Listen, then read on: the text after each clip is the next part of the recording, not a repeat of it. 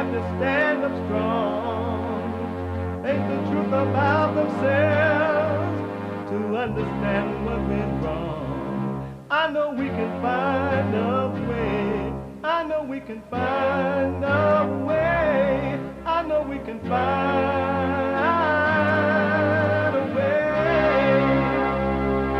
to stand up, stand up, stand up. And throughout the world today.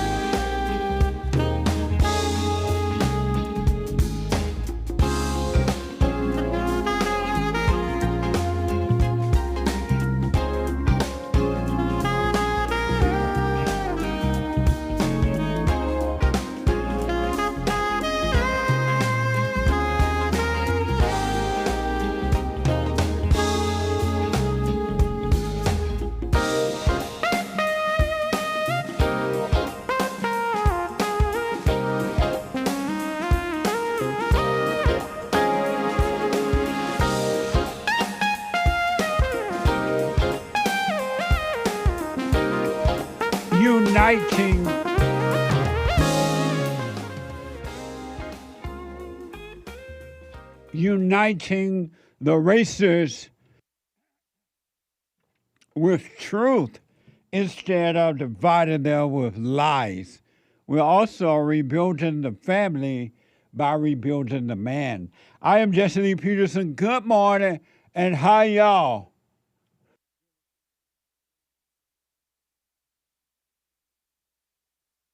I am Jesse Lee Peterson. You can get involved by calling 888-77-53-773, 888-77-JESSE,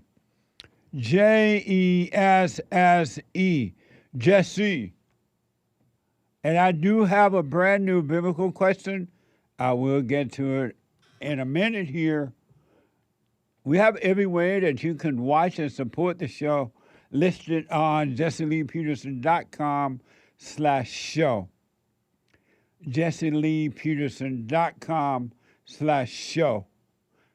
And if you're out and about doing whatever it is you're doing, and you just got to run around, but you would still want to listen to the show, I think there's some issue with the listen line, but the number, when they get it up and running, you can call on your phone. You can podcast and listen on your phone by calling 605-615-4131. 605-615-4131. There seems to be some issue with the listen line, but they're working on it, so we hope to get it going again. And to donate to have your comments read out loud, go buy me a coffee. Buy me a coffee.com/JLP Talk or Bond JLP Cash App. Bond JLP Cash App. Amazing. It is amazing. I hope you had a good weekend. Amazing weekend. Whatever that you call amazing for yourself. These weekends and days go by fast, like nothing going north. Amazing. You know what else is amazing? It's Monday. Again. Already. Do you know this month, I think this is the last day of the month, or no, maybe Wednesday, or today.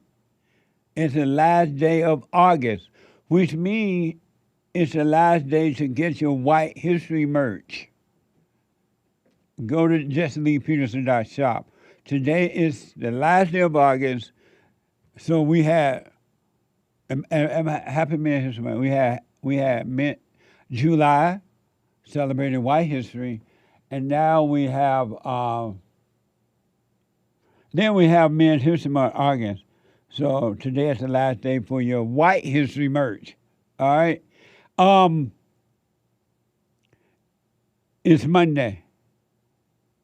But first, let me tell you about the, first let me do this. It's Monday. And then I give you the brand new biblical question. It's Monday. And because we love the ladies, we take their calls as they come in. Because Mondays is and will always be Female Monday. Donald J. Trump is now president of the United States.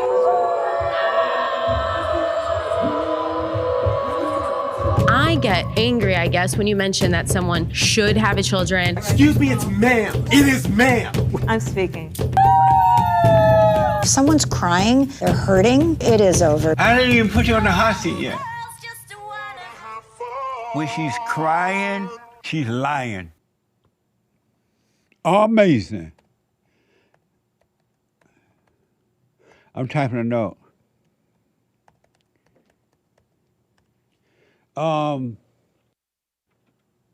So last week, biblical question. What do you possess? What do you possess? And in reality, no one possesses anything at all. I don't, you don't, no one does. In your mind, you think you do, and then you're worried about losing it.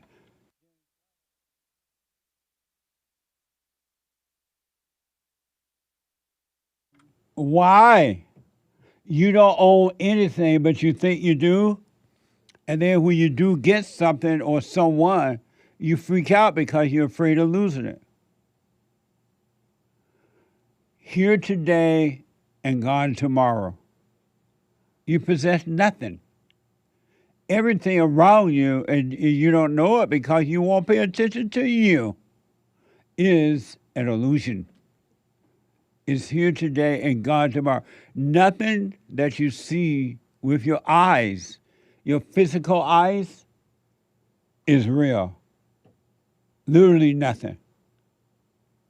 Isn't that amazing? But you think it is, and you worry, and you freak out, and you hold on to, and you cry. You possess nothing. And if you really start to see this for yourself, you allow life to just come and flow through and bring you what it wants you to have and flow through, and you wouldn't be worried about it at all. And you will have all. But you don't know. You won't work on yourself. You won't wake up. Brand new biblical question. Are we ready with the brand new biblical question? Brand new biblical question. Is there a difference between the God of the Old Testament and the God of the New Testament? The God of the Old Testament and the God of the New Testament. Is there a difference? Have you ever read the Old Testament and then read the New Testament?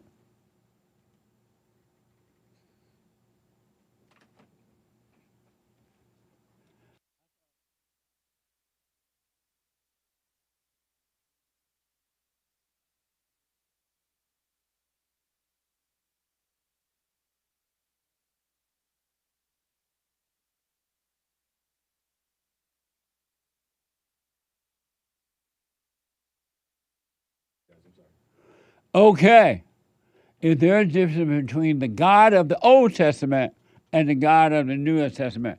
And these biblical questions are for men, and you can take that down now. These biblical questions are for men and women around the world who really are fed up with being the way you are, living the way you've been living. All right? It's for you. It's not for those people who love the thrill of misery, of loneliness, judgment, resentment, hating, and carrying on. It's not for them. It's not for you. I want to go to a first-time call out of Colorado. Anna out of Colorado.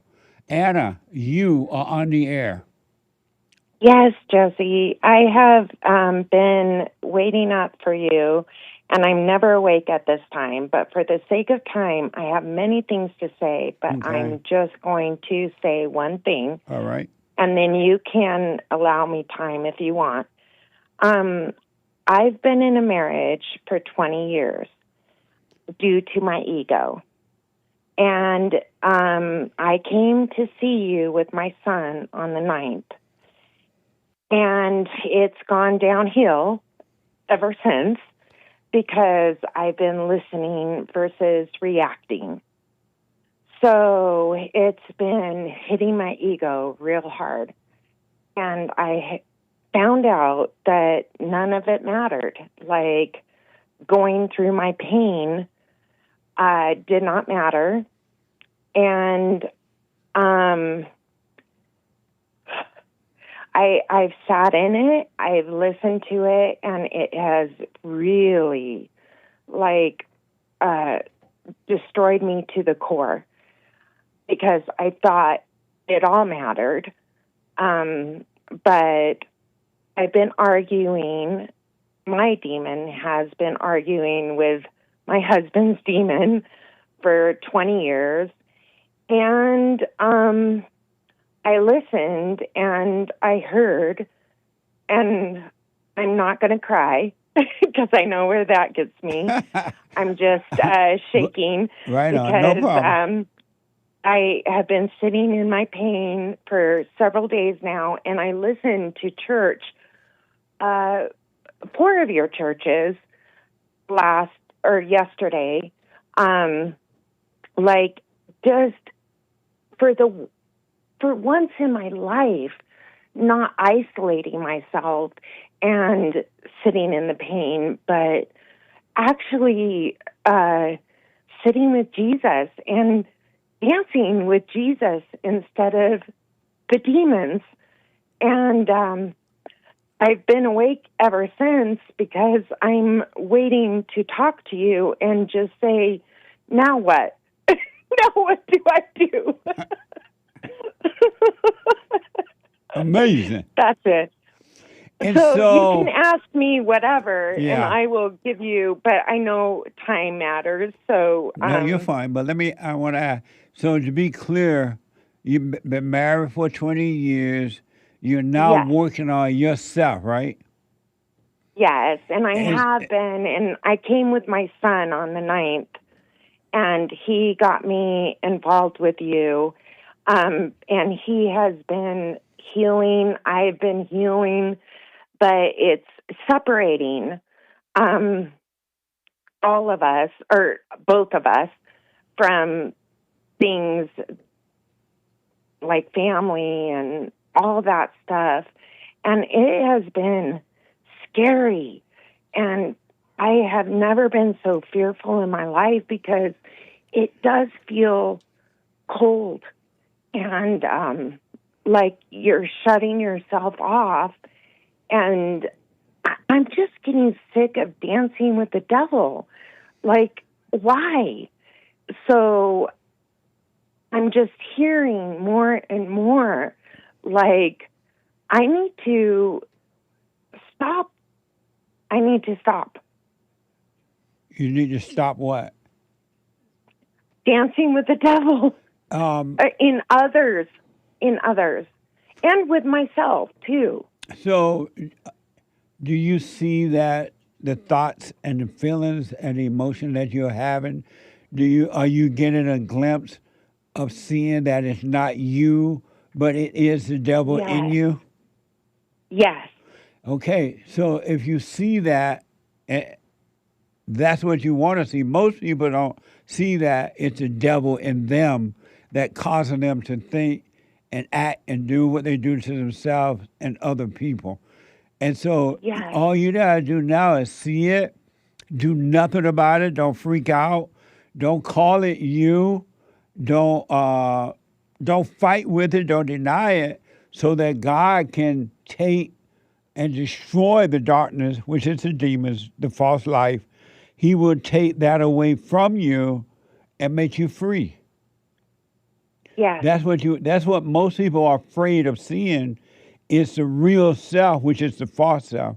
So you're on the right track, and don't worry about how long it's going to take, how painful it is, because I promise you, Anna, if you stay with this, you're going to see that it never was you. That was never you that was afraid. That was never you that was tired of feeling that and going through that hell. That was never you. But it's this thing inside of you would scream out that it is you, but it's not you at all. It doesn't want to leave your body. So you're on the right track. Live with it, sleep with it, walk with it, stay with it. That's what's freeing me. You know, for years, I literally have been bedbound by guilt and condemnation and all this stuff. And, you know, hearing about women and how we are has been the harshest thing to ever hear in my life. But it has freed me. Yes. And that's why my son took me to church when we were in LA on the 9th. And we sat there, and I have felt freed ever since. But I think in that comes listening versus reacting. Absolutely. And so absolutely, it's like getting to my ego real bad. And last night, like, something happened where I listened to churches all day yesterday because I realized that I sit with the devil all day long, especially when my husband finally felt like he had a voice and I wasn't reacting, and told me all these things that I've been fearful of. And I saw it was the devil in him, not him. Absolutely. And absolutely, that's why we've been married 20 years, is because I've seen that and he's loved me, but I haven't given him a voice because I've been so fearful of what I think I am, which is everything he accused me of. And I was able to sit with it because I went to church for the first time in, since I've been forced to go to church. So that's been, 30 years. Yeah. And I went to church and I listened, and I've listened to you, and it destroyed my whole paradigm, pretty much, like everything. It destroys all of the illusions. Yes. Yeah. Yes. And last night I was just like dancing. And I've never done that with Jesus, like, where I just felt this freedom from all this condemnation, and because I sat with the pain. So I can't answer this week's biblical question, but last week's biblical question is that, like, sitting in the pain and being okay with your ego and everything. Like, and so, yes. And you said that to me when I met you on the 9th, is stay with it. And what I heard is stay with it, not stay in it. Right. And that's what I was tired of. And that's what released me, is I'm staying in it, not with it. And so I feel like that was important to me. And thank you so much for destroying my paradigm. Really. Well, if you stay with it, stay with the silent prayer, and just watch. Live with this, walk with this, sleep with this, wake up with this. Don't blame anyone for it. You have not, really, I cannot express the amazing life that is unfolding for you. And you have not seen anything, but you got to go through this hell in order to get to this real life, the new life. I've been avoiding it, Jesse. Yes. That has been my problem. And absolutely. And I love your messages because they're harsh, but they're so freeing. Yes. In just that, you've got to go through hell to get through it. Yep. And I saw that the other thing in one of your churches is how we look to other, like when we get married. And that's why I love that my son is like done with even imagining marriage is because he said on the 9th, he was like, you've destroyed my dating game, because he literally will ask women up front, right on. What is the role of a man and a woman and all that. But honestly, what is so amazing is we've been taught to look to each other in marriage for love. Yeah. And what I heard from you on, I think it was May 9th or whatever, it doesn't matter, but is we're not meant to look to each other for love. We're meant to look above for love. I rest my case. And yes, I rest my case. Thank you, Jesse. I appreciate you so much. And I could go on, but I know you have time limits. I just really, really want to encourage you, because some people get to where you are right now. Not that you're going to do this, but they give up because the pain gets so great. And they think just because they feel the pain of fear or whatever in their body, they think they are the pain, or they become afraid, or the devil telling them it's taking too long, and they give up. And they go back to their hell, and it's way worse than the hell that they're leaving. So you stay with it. Just stay with it, Anna. Do the silent prayer, stay with it. Because do you think we're all bipolar? And so it's such an up and down, and like you say about emotions and stuff, is we need to stop getting excited and depressed and just stay with it, like you say, where it's a balance, not up and down. Absolutely. Everything would be straightforward. Like it would just be smooth. It will happen by itself. Life is already laid out for you. You don't have to create life. You don't have to be tough in life. You don't have to prove anything to anyone in life.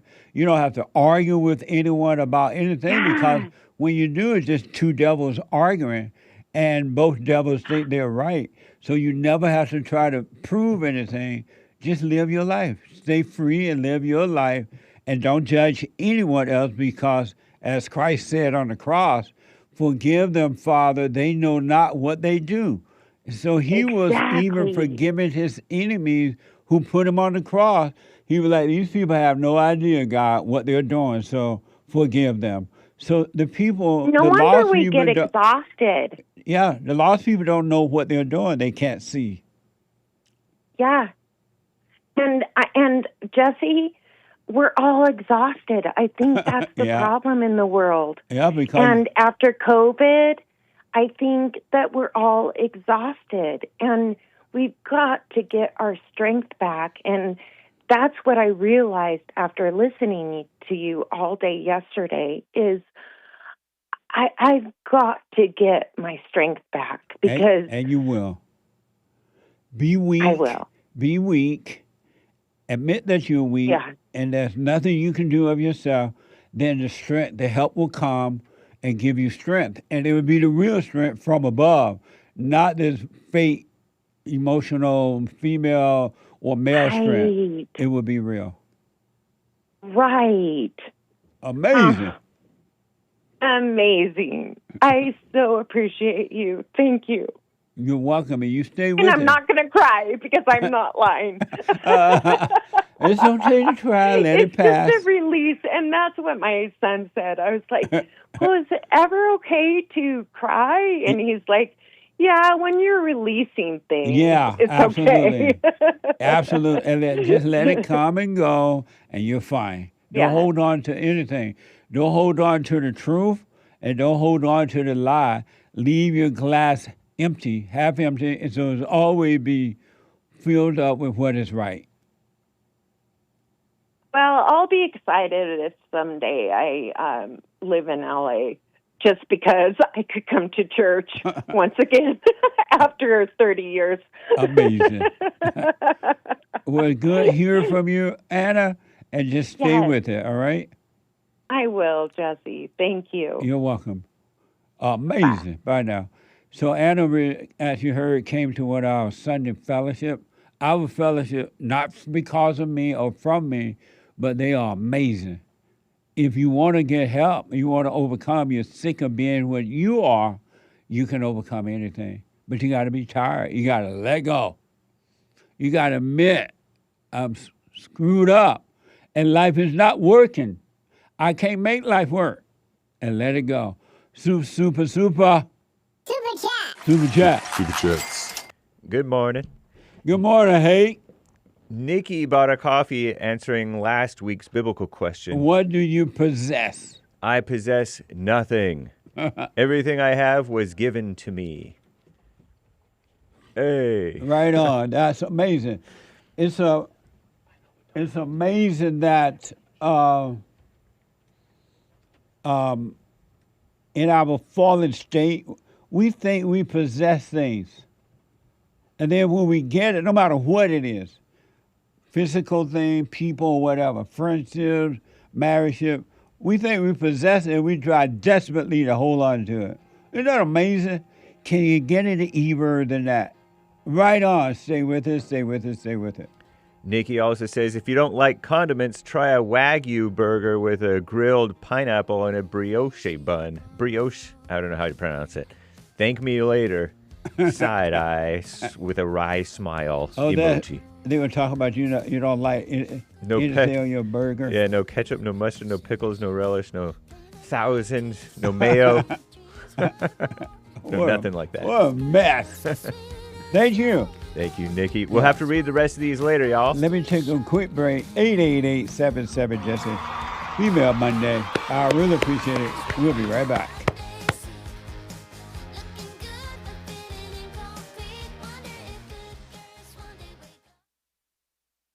Hey, listen, before I ask my question, I want to thank you so much. The silent prayer, I'm 50 years old. At home, we have a 16-year-old, 14-year-old, and a 10-year-old. And I got to tell you, introducing the silent prayer to my family, instead of just sitting down and saying the same old prayer over and over again before we eat our meal, to just be silent for bringing all thoughts into captivity. Brother, that has been such a huge, huge blessing in our lives. I just want to encourage anyone to try that out. It's amazing to look around after we've done our silent prayer before we eat, to see the excitement in my kids' faces, like, oh yeah, Dad, I had a bunch today. Or the other one will be like, yeah, I had a couple things that I've been thinking about. It really takes root, Jesse, and so I want to thank you so much, and ever since then, it's been absolutely amazing. So thank you so much. You're welcome, Tony. Stay with it, stay with it, stay with it. You're going to know God and his love. It's going to be amazing, man.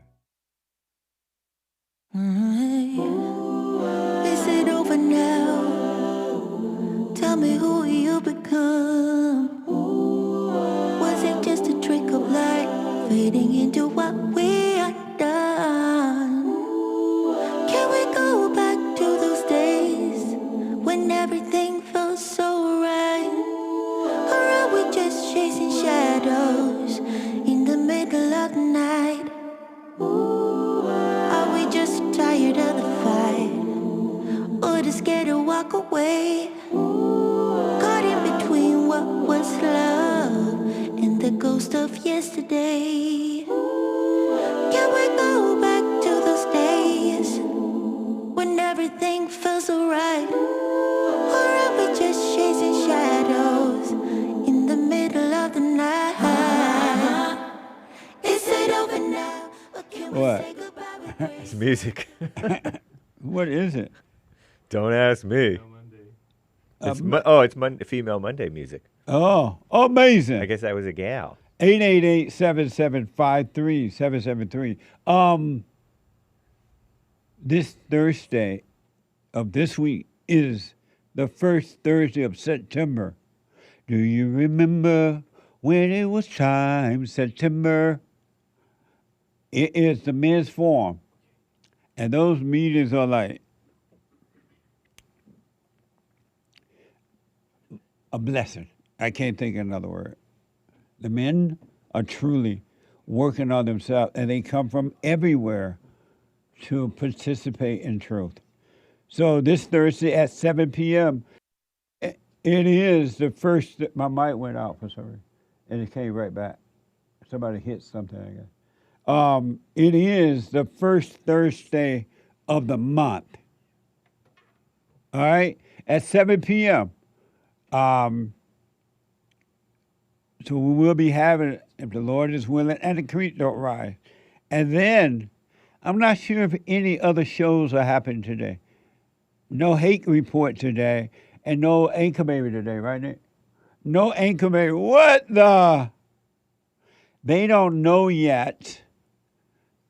Well, maybe I'm assuming that there is no sickness on earth. I mean, in heaven.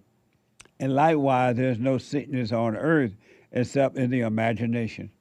If you think you're sick, you're sick. Well, betas, huh? Beta. So no hate. How come my mic went out again? What's going on? It has to. Huh? It has to. Is it back? What? Is it back? It had to. Why it had to? To reset something, they had to do that to you. Okay, so the mic going off and on because they were working on the equipment over there. So that's what happened Friday. Nothing worked. All right? I appreciate y'all patient with that, too. So my mic going in and out is because they're working on something, so it has to happen. But all is well. We're still going to go straight forward. All the way to glory. And I forgot what I was saying.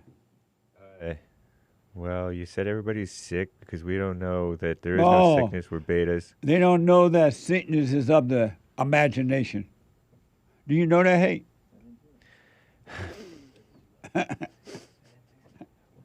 If you can stop believing that you're sick and believing the thought about it, you can be healed immediately.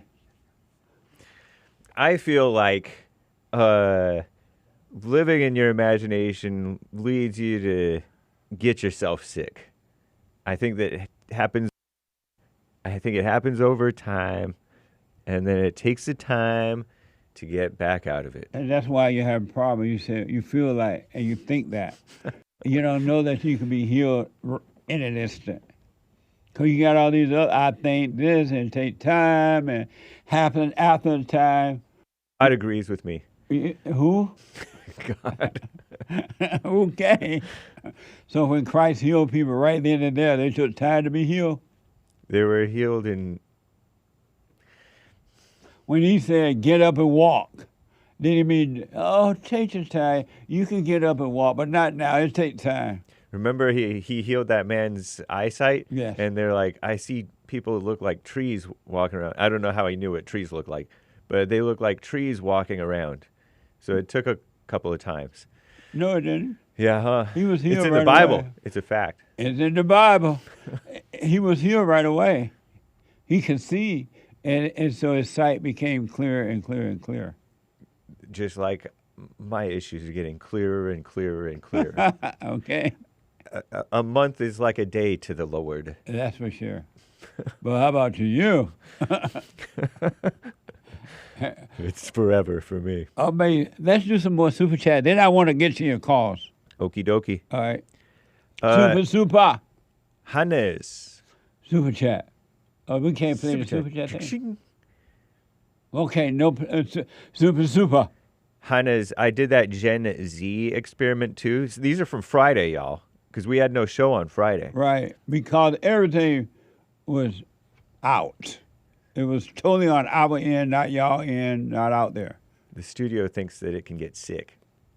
It's beta. I did that Gen Z experiment too, where I pretended to believe in God. He's saying, remember those atheists from Thursday, Bible Thumper Thursday? Over in Europe, I believe, they're doing that, pretend to believe in God for a month. Yeah, act like you believe in God for a month. And so one of them really started to believe in God. Right. I assumed God existed, says Hannes, over in Europe, I believe. And that assumption turned into knowing God exists. And then God guided me to you, Jesse, and the rest is history. Oh, amazing. Stay with it, stay with it, stay with it. Oh, amazing. Very nice. Prince for church. Thank you, Prince. I appreciate it. That's over on Cash App. Mexico Pow said on Friday, Happy Friday. Old black man emoji, bow with a ribbon emoji. Happy Friday. Thank you. Fazul, miss you, JLP. Don't worry, we'll take it from here.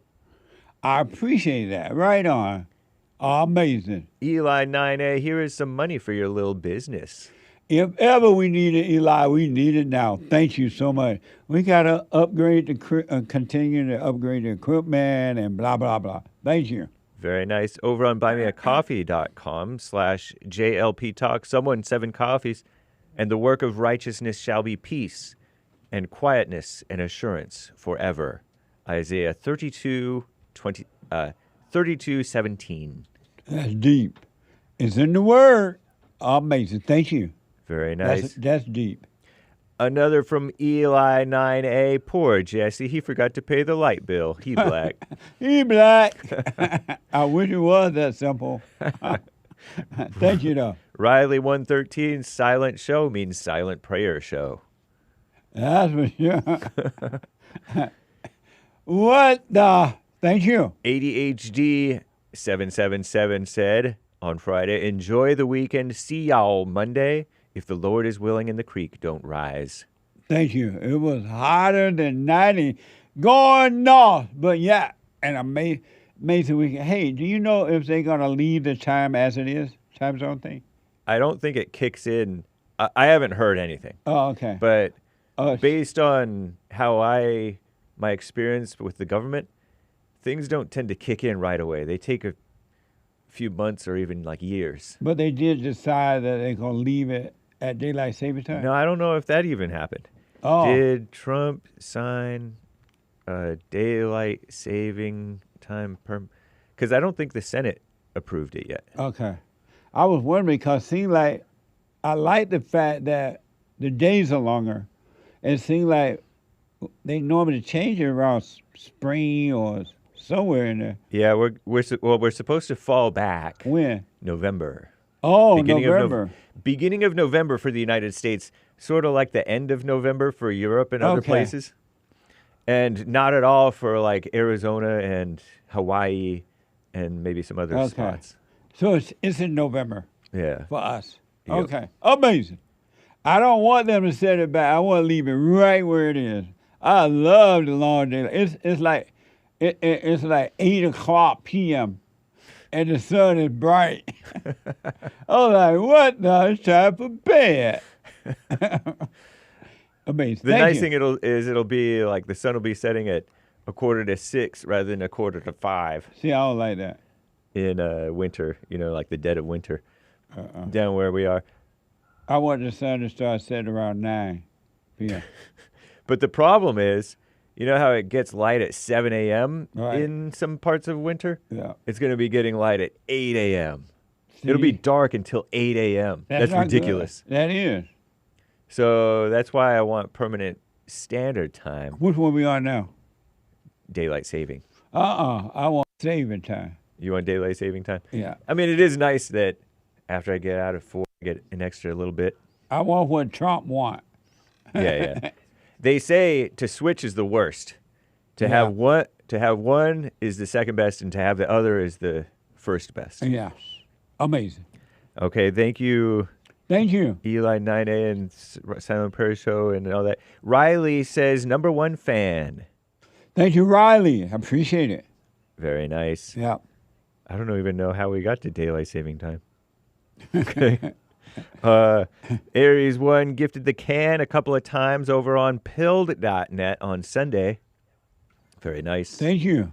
T. Smith for coffee. Hearts. Thank you, T. Smith. Jack B. double exclamation mark emoji. Thank you, Jack B. Yeah. Thank you, Jack. Amazing. Those are on Cash App. Bond JLP on Cash App. Thank you, Jack B. I appreciate it. Mario 3 coffees. Hey, Jesse, how you? So they paired me up with the devil at work in the form of an 83-year-old lady. I'm not judging, but for conversation purposes, she's mean, vicious, nasty. Everyone seems to like her. How should I handle being around someone like that while working on myself? Amazing. They don't like her. They're afraid of her.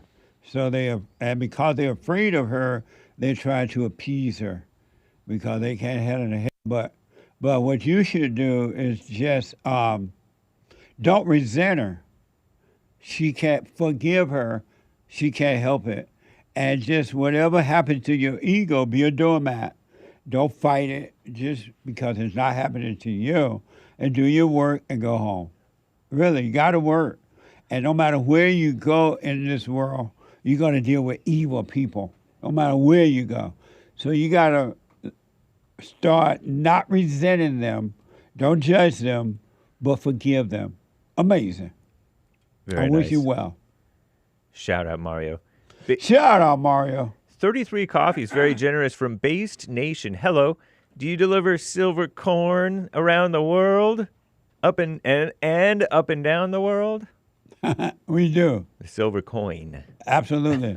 Go to JesseLeePeterson.shop or call 800-411-BOND. That silver coin is amazing, 250 years. And my face is on it. It's amazing. Thank you. Thank you, Based Nation. Wilder Chess. Hello to the Bond Substack community. This was during church. A good father makes me think of Jesus, feeds the 5,000. Hope for provision. Smiley.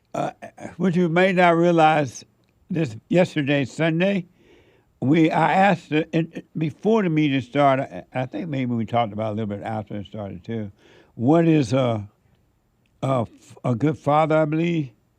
Let me see. And what happened was, a friend of mine texted me. He was married now, and they are thinking about starting having children. And so they texted me on Saturday and said, hey man, I'm curious. In your opinion, what's the best part about being a kid, by having kids? What's the best part about having kids and being a father? So I got this text. What's the best part about having kids and being a father? You know, when it laughs so hard, the tears come down. Yep. I can't think of a best part. And they text me back. They said, what about just some good parts? What about just some good parts about being a father, having kids? And I texted back and I said, can't see any good parts or good things. Can't see any good parts or good thing. And they text me back, and then I put the laugh face again. And they text me back and said, dang, was it that bad? With the laugh face. Terrible. Were you able to think of any good part about being a father, James? Yeah. Like what? You learn stuff about yourself and people and stuff. But you learn that anyway. Not necessarily. If you're one of those people who want to understand. Right, but I know. Most people don't learn. Yeah, because this is sort of possibly like a nice sink or swim situation in which if you want to do a good job, you better learn type stuff. What the? And I have a son and 2 grandkids, adult grandkids now, and great grandkids. I sure can't find the best part. I can remember when my son lived or even a good part. Right. When my son lived with me and he was little, he used to love, being like me. He wanted everybody to know I was his father. He was like fun and blah, blah, blah. Other than that, everything changed. So, at least for a while. Amazing. But thank you. That's how that question came up. Norris T. sent 10 gift memberships on the Jesse Lee Peterson channel, I believe. No, this is the Bond channel. Thank you, Norris T. I appreciate it. Keep on cutting. Jesse, I joined from the UK, and you and your wonderful audience impact me in such a positive way. Thank y'all. That's Americans, right? Say y'all. For sharing and being good humans. Stay with us. The truth is the same everywhere, just like the lie is the same everywhere. And the deceiver lies to us, and they lie to us through other people too. That's why you got to know for yourself. Wake up and stay with us, stay with us, stay with us. Don't stop. Don't look back. Don't look forward. Just stay present and live. Amazing. I wish you well. Charlie 740 sent 5 gift memberships on Bond YouTube. Thank you, Charlie. Amazing. Thank you, Charlie. Kale, John 5:22, for the Father judgeth no man, but hath committed all judgment unto the Son, Jesus. Amazing. Thank you. Interesting. Riley, JLP's arms looking ripped. What is he, the Hulk? Jesse Lee Hulkerson. He doesn't need anger to be strong, though. That's right. Anyone with anger is weak. That's why they're angry. And that's why they try so hard to prove that they're strong, because they are weak. Any male or female with anger is a weak, really pathetic person with no love. Isn't that amazing? I got to stop their hate. We'll read the rest later, y'all. Thank you kindly. Thank you. Amazing. Let me go to Greg out of Florida. Greg, you are on the air. Hey, good morning, Jesse. How you doing? All is well, Greg. So I was just going to say, I heard several people talking about in comments. When you was talking about earlier, you said certain people get to a certain point of this journey and then they stop. Yeah. And I can understand why they would. I get it because, going through it, sometimes you're like, "Ooh, I'm tired of this," But like you said, there's when you go back, it's even worse. So you realize all you can do is go forward. And I have noticed too that I've always kind of been awake, but I didn't know how to deal with some of that stuff, until I started listening to you 5 or 6 years ago. Right. And So, I hear you say sometimes you'll say, well, I was asleep, but I wasn't that asleep, and that's the way I was, I was asleep, but I still knew a lot that was going on. But I think what gets me through a lot of my days now, because if you stop and think about it, you can worry about anything. You can worry about, if you stop and think, you're like, man, I can worry about this, I can worry about this. And then you realize, well, what difference is it going to make if I worry about it? Whatever's going to happen is going to happen, So I think that's the hardest part, knowing for humans, especially. I think we love control, like you said. When you don't have control, that's where you want to be, to not have it. But you've tried to have it for so long, and it's been this false control. And then whenever you give up the control you didn't even have, but you think you're giving up, it makes it really hard, because you've identified with that for so long. I sit back and I think sometimes, I don't know how, when you talk about that story, Job in the Bible, he kept getting one thing after another, and it's almost like that's the way it started coming in when I started doing the right thing. It came in, it was like, come in so fast, problems did, and I don't mean problems like you can't handle it, but like it's testing your patience, it wants you to overreact, and you can feel inside of you panicking, but it's so funny. If you overreact to it, you get a temporary good feeling, but then you suffer the rest of the day. You mentioned Job. Everything that Job went through is what men and women go through when they make up their mind. They want to die from the ego. They go through everything that Job went through. We tend to think that the story about Job was a physical thing, but it was spiritual. When you wake up, you lose your family, you lose your a relationship with physical people, places, and things. You lose everything. You lose your so-called friends when you wake up, but you also gain the world. When Job didn't react to losing everything, he also gained the whole world. He got it all back and then some. And then he already had the relationship with it in the right way. But that's what's going to happen. You're going to have the right relationship with the world when you overcome the world. Yeah. I had a 35-year porn addiction, and when I quit that, man, it really turned up. Amazing. Can you hold for me? Let me take a quick break. Yeah, that's fine. Yes, sir. I understand. I got to take a break. That hour went by like, now they going north. 888-77-JESSE, the hate news and not the fake news. I'll be right back. 2 more hours to go.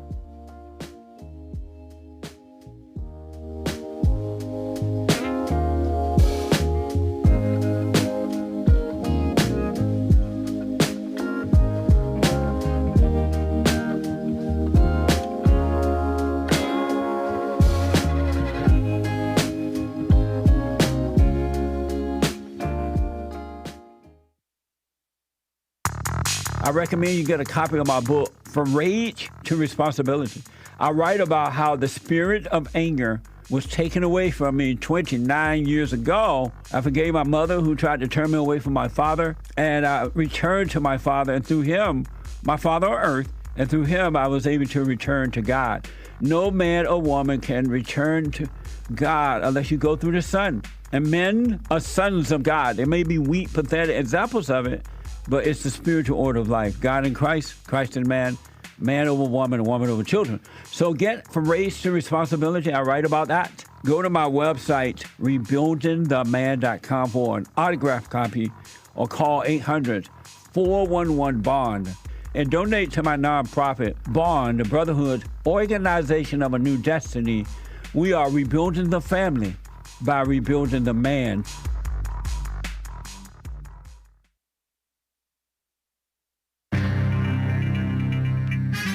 There's a whole lot of mess going on in this here world. Am I right or am I right? This is the end of hour 1 of the JLP Peterson Show. It is Female Monday, y'all. Hang tight, callers. JLP will be right back. We'll get to your calls. We'll get to more of your super chats and some great stories, y'all. There is one line open. You can call in right now, even if you if you have not already called and gotten on air yet, all right, it is hake news, not fake news, and to get on air with JLP in the second or third hour coming up, everyone. It is hake news, not fake news. No hake report today, only hake news, and no American anchor baby today, okay? They're taking it easy. Okay, so the far left commie nonsense network, CNN, reports that Tim Cook is wrapping up his tenure as the Apple CEO. This is his last day, 15-year run as Apple CEO. Seems like just yesterday he was, not exactly, coming in as Apple CEO. Comes to an end today. He took over the company in 2011 with the daunting task of succeeding Steve Jobs, the late, great Steve Jobs, who died at a young age, relatively speaking, very young. But what followed was an extraordinary growth. Apple's stock soared more than 2,000% under his watch. The company became only the second ever to reach a $5 trillion valuation, whatever that means. It's huge. Sounds huge. Along the way, the iPhone became embedded in people's daily lives, how people pay, listen to music, exercise, and communicate. Apple's ambitions widened. Tim Cook pushed the company deeper into entertainment, health, and wearables.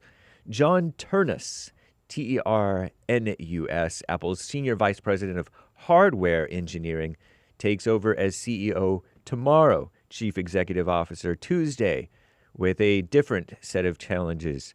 They're under pressure to catch up on AI after the Vision Pro fell short of expectations, whatever that thing is. Is that the goggle things?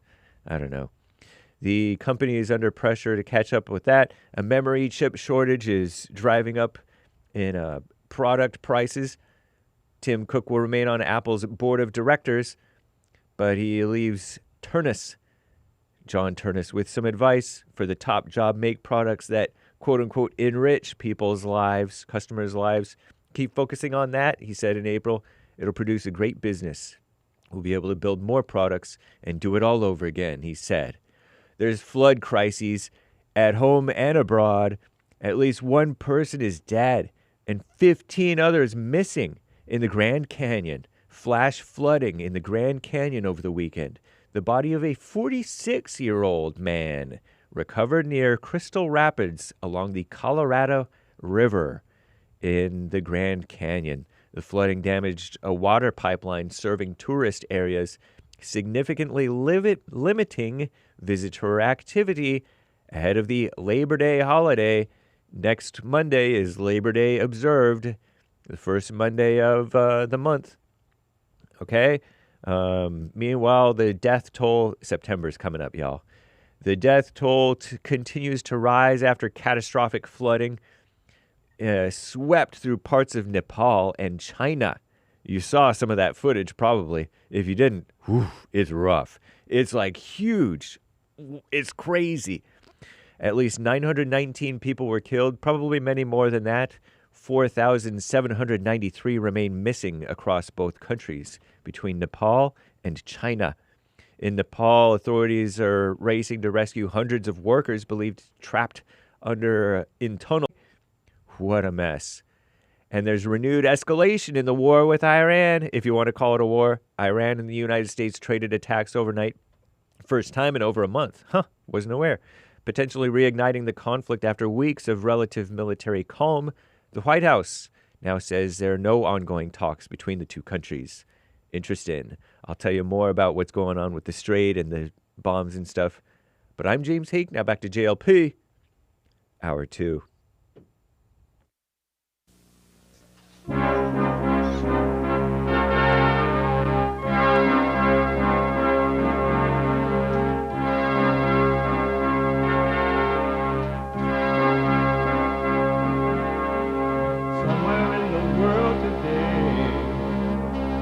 Got to stand up strong, think the truth about themselves, to understand what went wrong. I know we can find a way, I know we can find a way. I know we can find a way to stand up, stand up, stand up.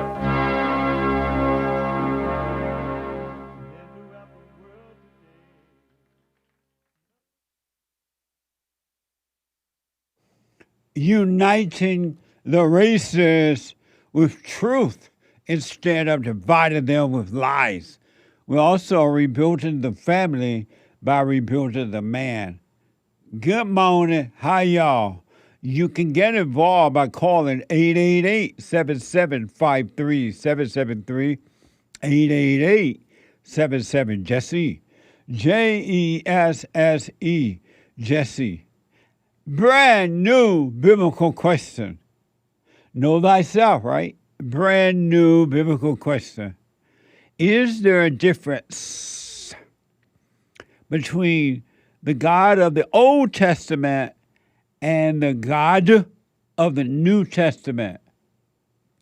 Is there a difference between the God of the Old Testament and the God of the New Testament? What an amazing question.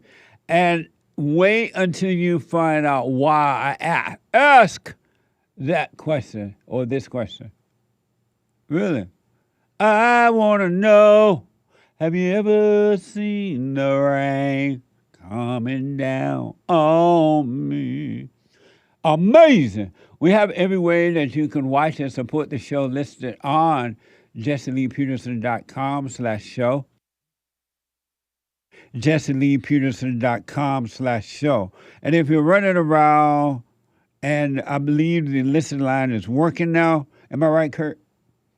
The listen line is working now? You don't know? Let me know somebody if, yes, it's working. The listen line is back working. So if you got to run around, you can podcast and still listen to the show on your phone by calling the listen line on TalkStream Live at 605-615-4131, 605-615-4131. And to donate and have your comments read out loud, go buy me a coffee. Buy me a coffee.com/JLP Talk or Bond JLP Cash App. Bond JLP Cash App. It's Monday. Second hour of the show already on Monday. And every Monday is Female Monday. Donald J. Trump is now President of the United States.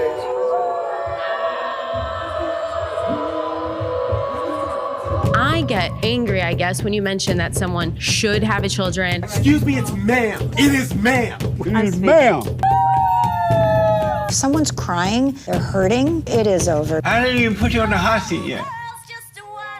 When she's crying, she's lying. She's lying. What the? A spiritual battle. I don't know what I do know, but for conversation purposes,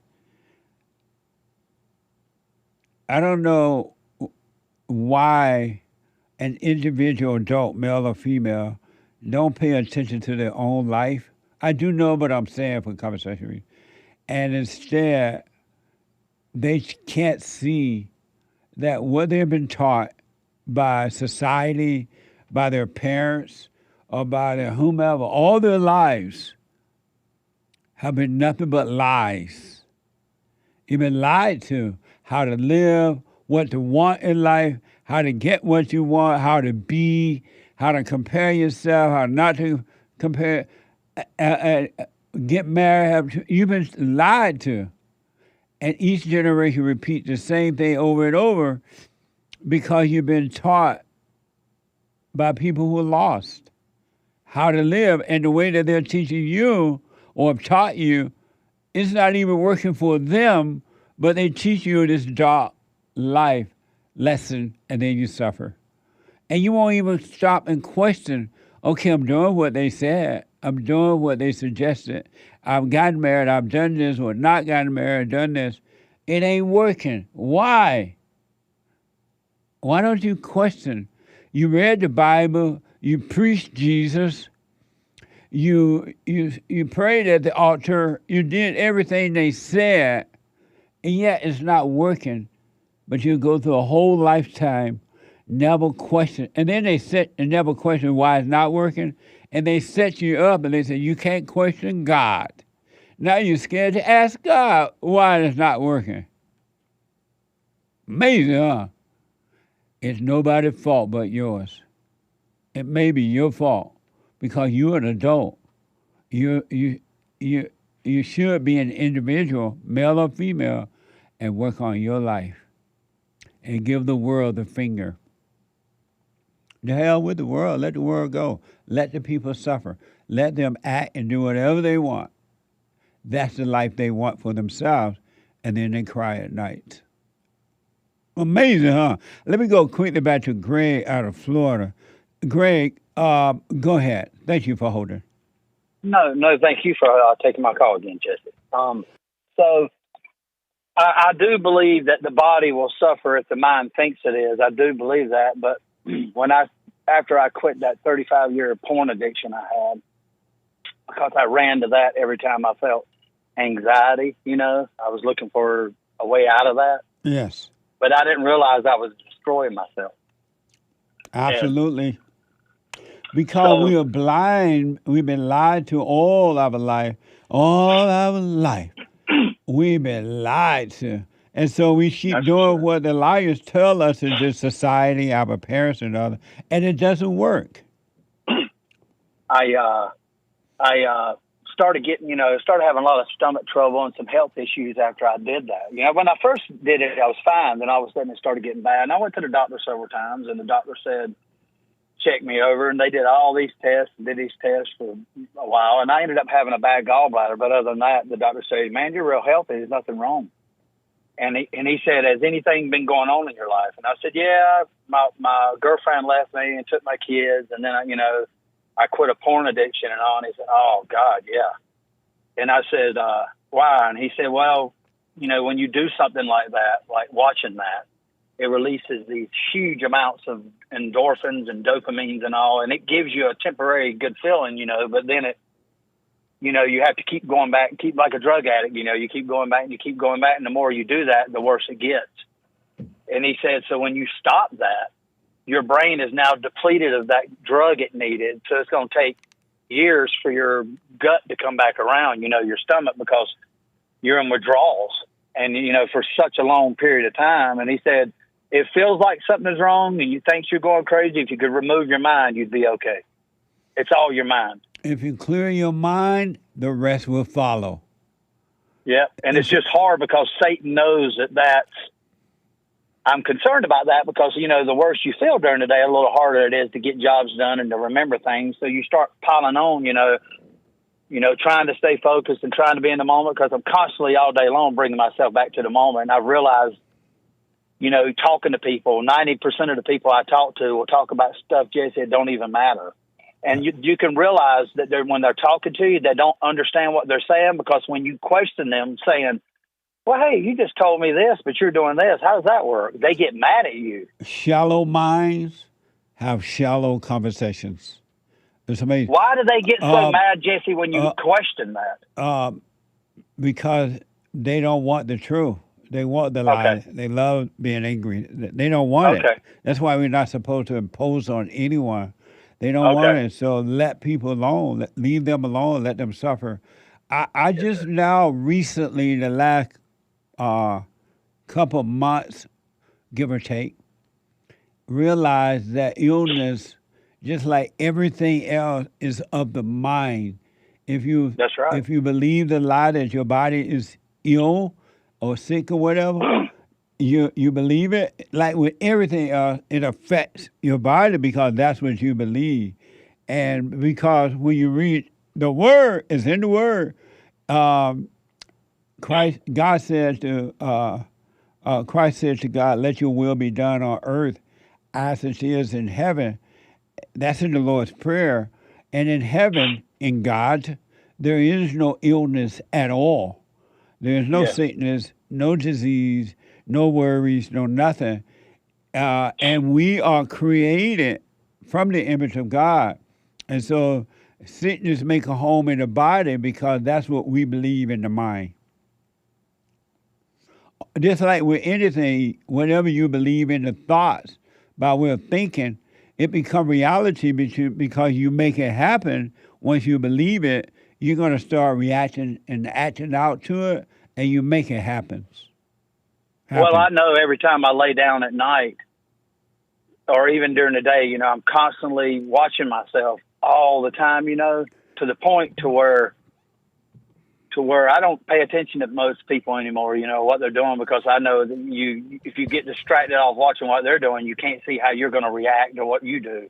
And you got to keep your eyes on yourself and give everyone else the finger. It's one of the hardest things to do because you've been wired for so long to do the opposite of that. Well, don't try to do it. It'll happen naturally as you are overcoming the world in your mind.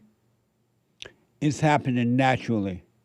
Well, I'll say this last thing, the more you do that, Jesse, the more you stay in the moment, and the more you watch yourself, or the more you watch what's going on and how people react and how they get mad over you just asking questions, the more you realize that you feel the pain in you gets 100 times worse then, because you're in that present moment instead of lost in your head.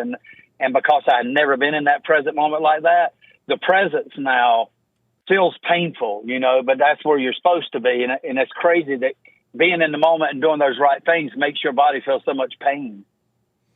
Well, just stay with it, and don't worry about, it sounds like you're working on it, don't worry about how long it takes, how difficult, endure to the end. Our theme for the fellowship is endurance. And endurance to the end, doesn't matter how long it takes, how painful, you stay with it, Greg. That's all you can do, Jesse. I know now if you complain about it, it makes it worse, but also know there's nothing to go back to. Absolutely. Stay with it. Yes, sir. Thanks for taking my call. Have a wonderful day. You too. Good to hear from you, Greg. Yes, sir. It's good to hear from you too, sir. All right. Amazing. Have you noticed this is hell on earth? This is not heaven on earth. Hell is inside every human being.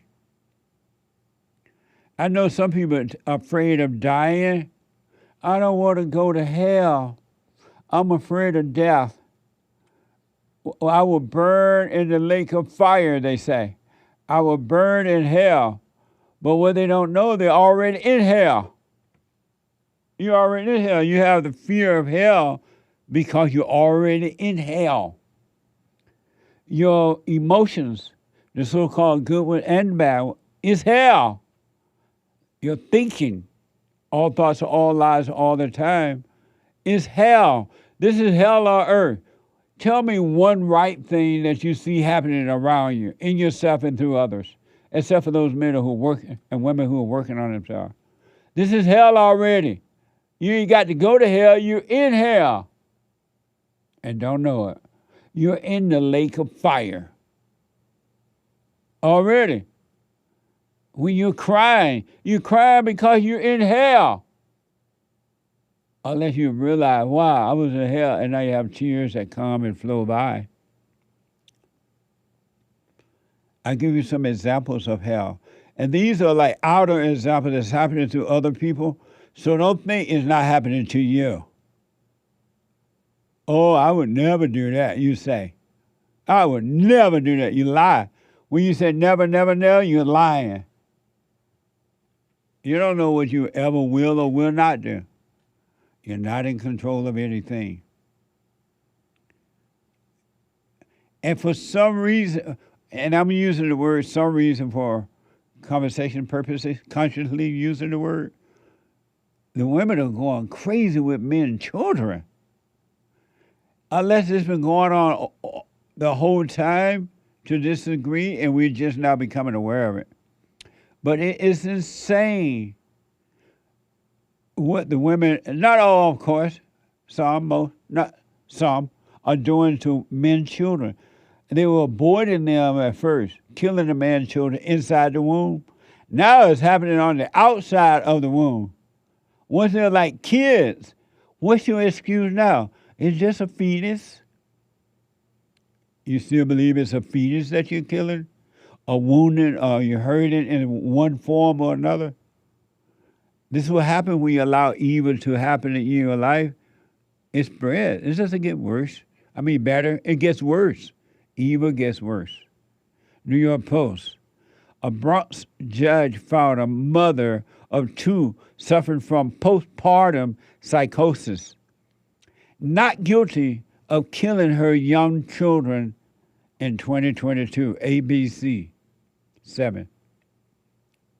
You prevent the ICE federal at the federal level from securing. Again with the mother who viciously stabbed and killed her children in a Bronx shelter. But a judge ruled she's not responsible for their deaths by reason of insanity. That judge says 26-year-old Damone Fleming was in a state of psychosis when she killed her kids 4 years ago.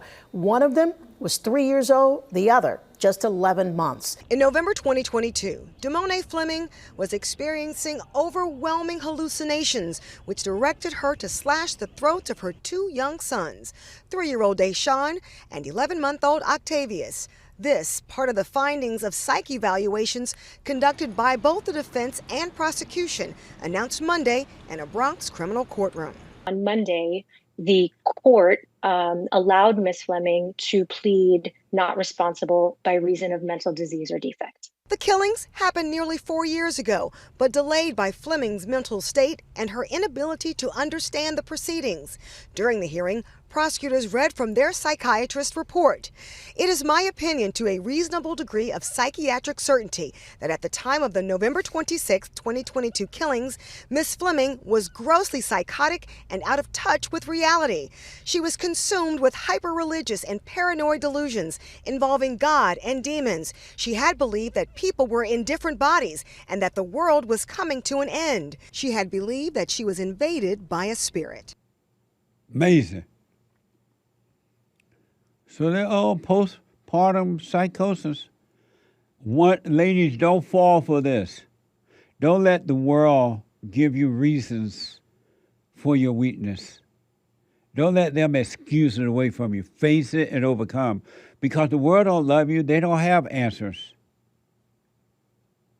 This woman has been accused of killing this man's children.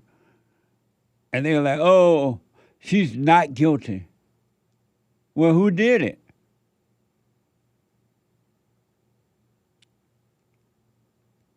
And this is happening more and more and more now. And if you notice, if you pay really, really attention, the world make up all kinds of excuses for a woman to be evil, for females to be evil. You smack your man upside the head. He can't hit you back because you're smaller and you're not as strong. That's evil. You kill the children in the womb. They tell you it's your body, your choice. It's just a fetus. Now you're killing the children, as this woman was accused of doing, and they say, oh, it's not you, it's postpartum psychosis. And they allowed evil to flow through the woman. The gates of hell is inside the woman. Until she starts to admit it, drop that anger, forgive, and paradise is in her. But do not let the world pull you into these lies. Prosecutor noted that the mother had been diagnosed with major depressive disorder and given medication. So I think it's important to note that we can acknowledge the tragedy of losing the children while also recognizing that their mother was profoundly ill when this occurred.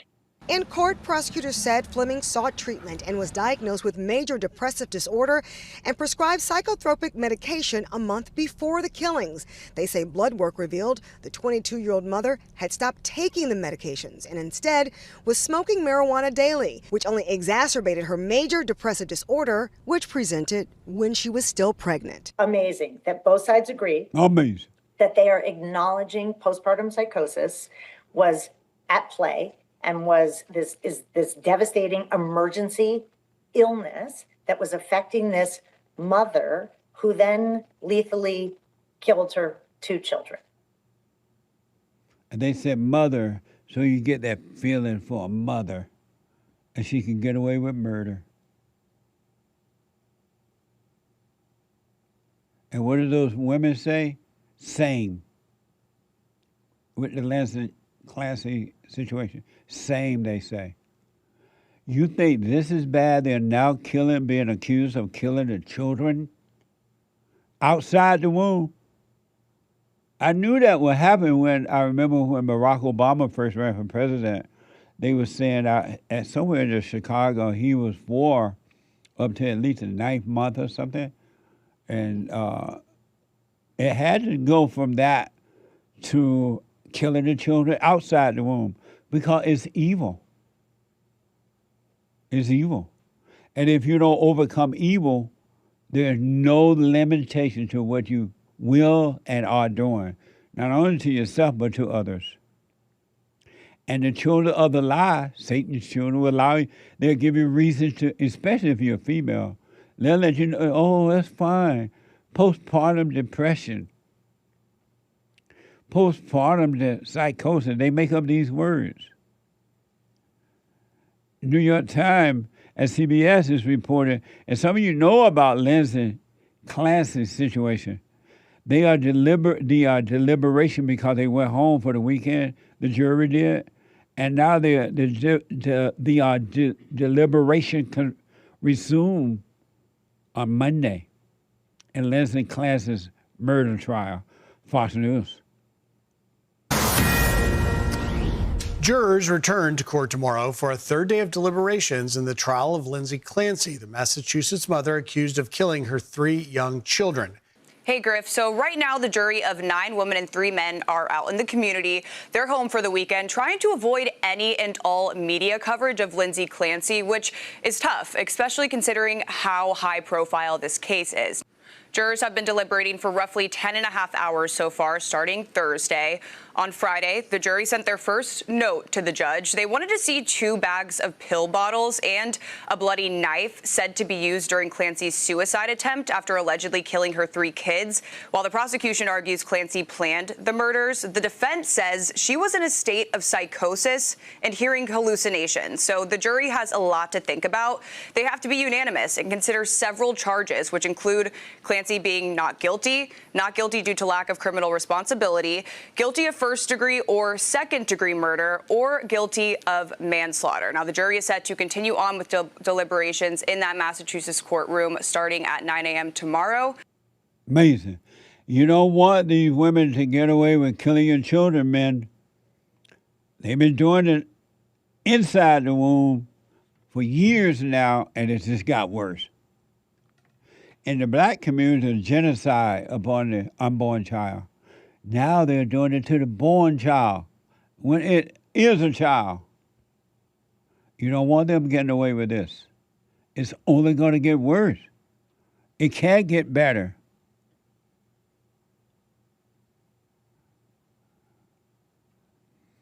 Gemini reported that the attorney of Lindsay is lashing out at the prosecutor outside the courthouse because he was unhappy with the podcaster Inside Edition.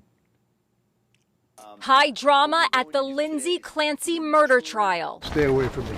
Lindsay's attorney lashed out at a podcaster outside court. People stay away from me. He was apparently not pleased with the podcaster's positive reporting on a prosecution witness who testified that Lindsay was not suffering from psychosis when she strangled her 3 children. You are a weasel. Why? Because I said he was a good witness? Today, Kevin Reddington cross-examined the prosecution witness, a psychologist who continues to maintain that Lindsay knew right from wrong and therefore was criminally responsible for murdering her 3 children.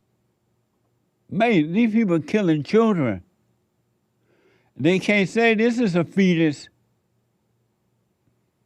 And they can't say my body, my choice. Or maybe they can say my children, my choice. And get away with it.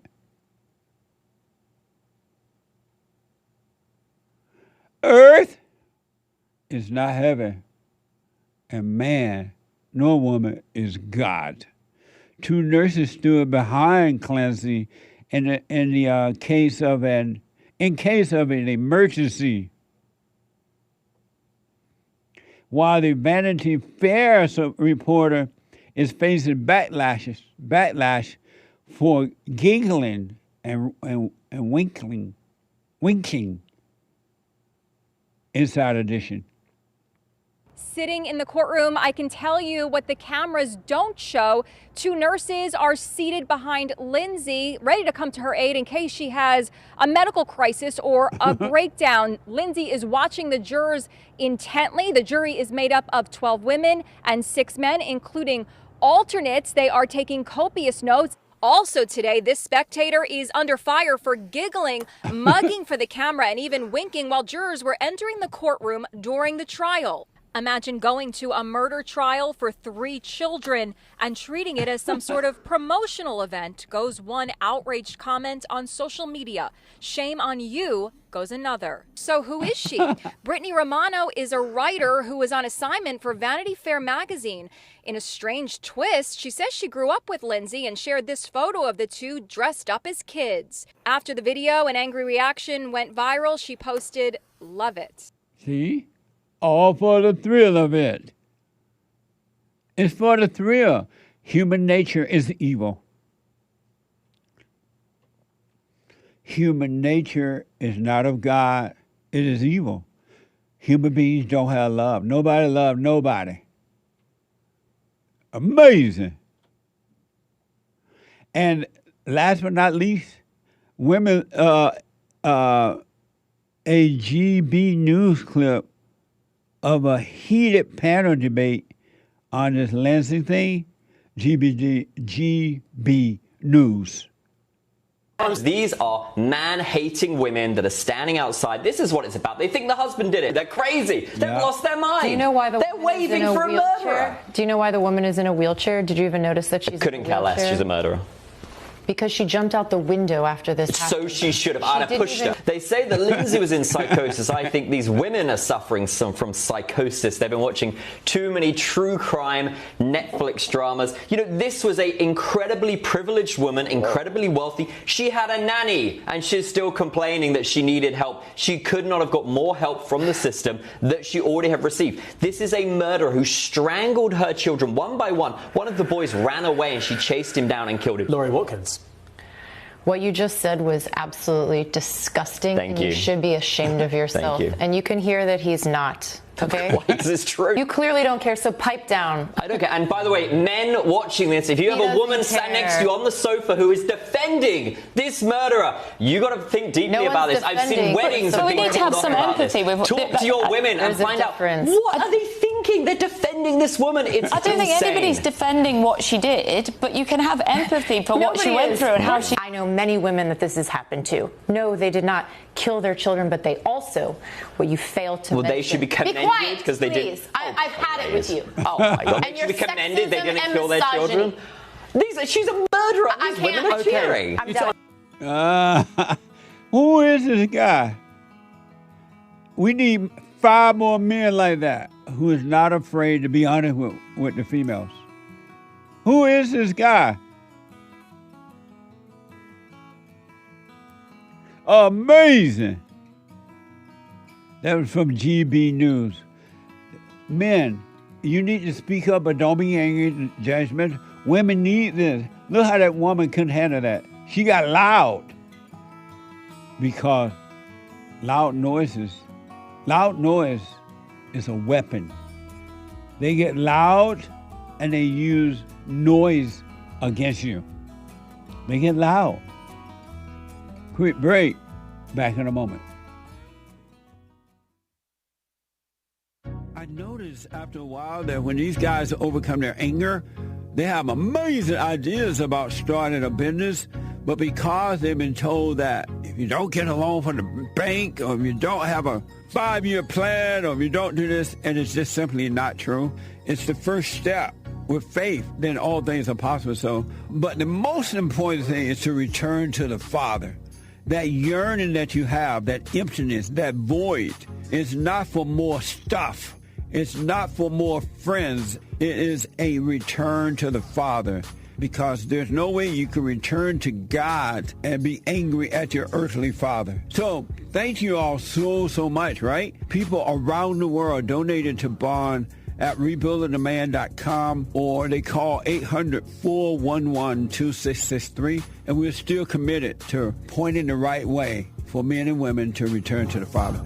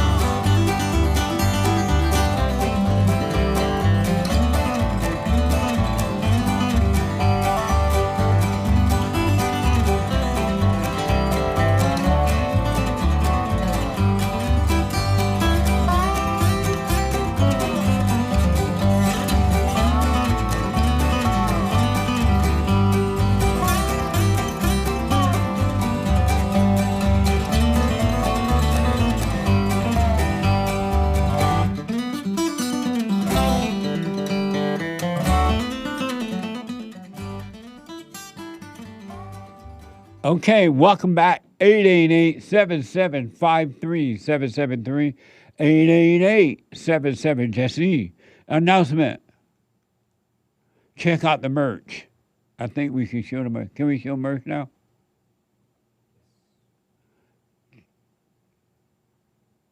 Check out the merch. 250 years of celebrating America. And do we have that new thing you made there? And listen to this.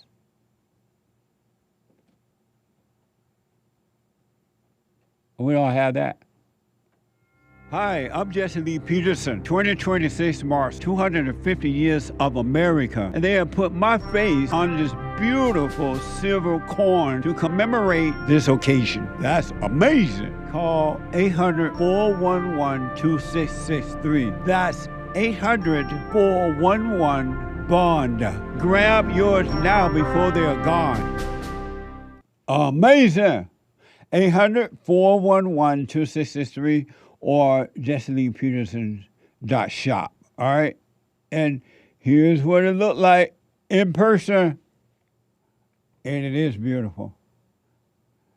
And you know, investing in silver, you can't go wrong. Oh, man, who would have thought? My own coffee, and now this. And while you enjoy the beauty and your investment in silver coin, you could be having some Punchy coffee. It is good. Punchy's coffee is amazing. And while you're doing that, you could be reading some amazing books. My books are amazing, and I will sign them, absolutely. And while you're doing that, you could be dressed in merch, T-shirts, mugs, all kinds of tote bags and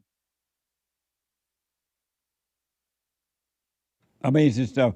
Go to JesseLeePeterson's.shop, JesseLeePeterson.shop, or rebuildingtheman.com/store. rebuildingtheman.com/store. All right? Amazing stuff.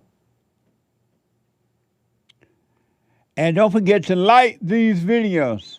Like the videos. Ring the bell, like the videos, and blah, blah, blah. All right? Don't forget it. So these women who are being accused now of killing their children outside the womb, and they're being supported with it. See, you remember the order of God in Christ, Christ in man, man over woman, and woman over children? And when that order is gone, when it's gone, these women go crazy. They lose their mind because they don't have that order. They're not under that. Men are over women whether they're married to them or not, as Christ is over men. And if you're not in that order, your life is not going to work. My life won't work. No one's life will work unless you come back to that order. Here's one other thing about this Lindsay situation. GB News is reporting that, oh, we played the clip. Oh, that's wrong. Amazing. One other quick thing is Monday, Female Monday. I want to understand this, but I also want you to know this is why we're losing our country. One of the reasons, not the only reason. You put women in charge of government, businesses, media, and all that. They call themselves doctors and lawyers and all that mess. Everything goes out of control. Teachers. And now the Allah Abba people is now taking over our country. Slowly, I don't even know if it's slowly anymore, but surely.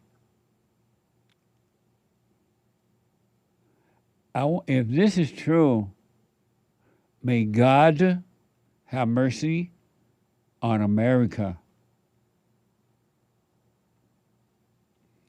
It's only going to get worse.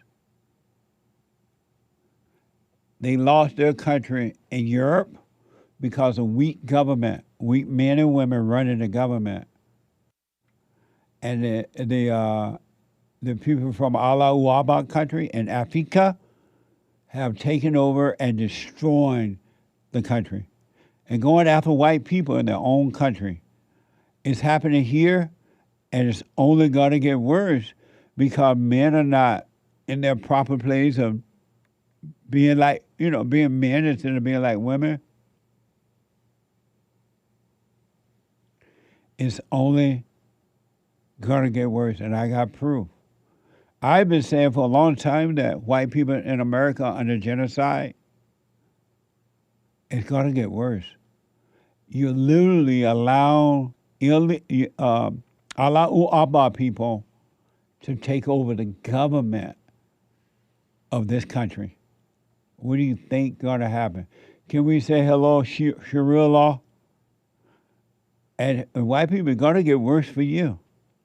And not just you, though. But I'm saying white because it's okay in this country and in Europe to attack white people, physically attack them.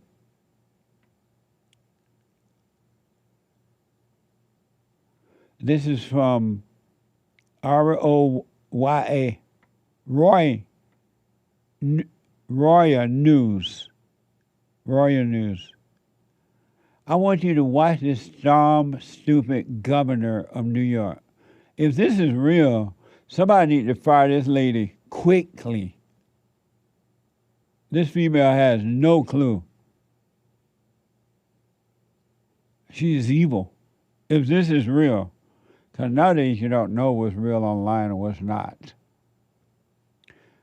So-called New York Governor Kathy Hochul appeared in a video showing her wearing a black hijab, while addressing Muslim leaders, and they're in New York. Watch this from X. And I want to thank His Excellency, Mr. Abedin. Look at that. Thank him for welcoming me, making me feel part of the family, and to our imam and all the other executives for This is in the United States. And I want to thank His Excellency, Mr. Abedin, to thank him for welcoming me, making me feel part of the family, and to our imam and all the other executives for this organization. This heifer is in the United States, in our government, and she is addressing or speaking to the enemies of, because they do see us as the great Satan. She's speaking to them dressed like them. Do you know those people are smiling in their hearts, knowing that they have control of our government? And she's giving them that proof right there.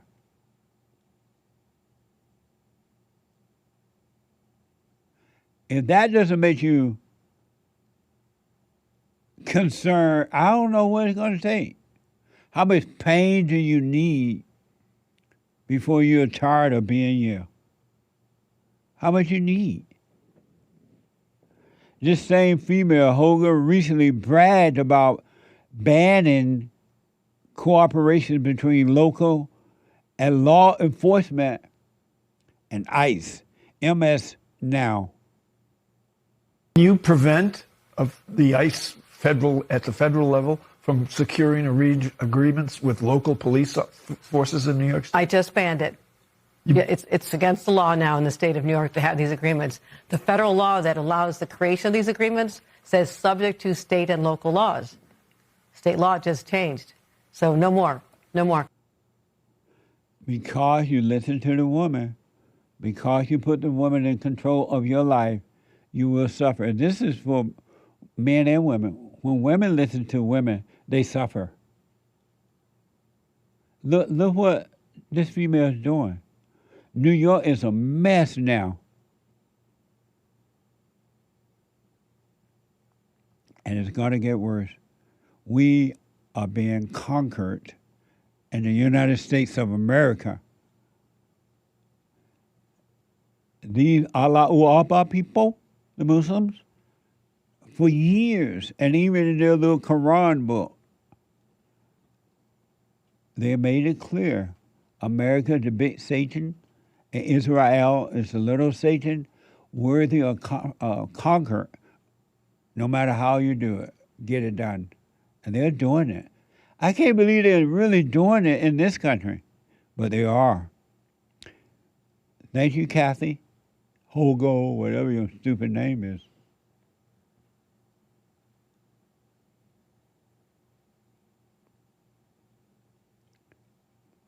The world gone crazy.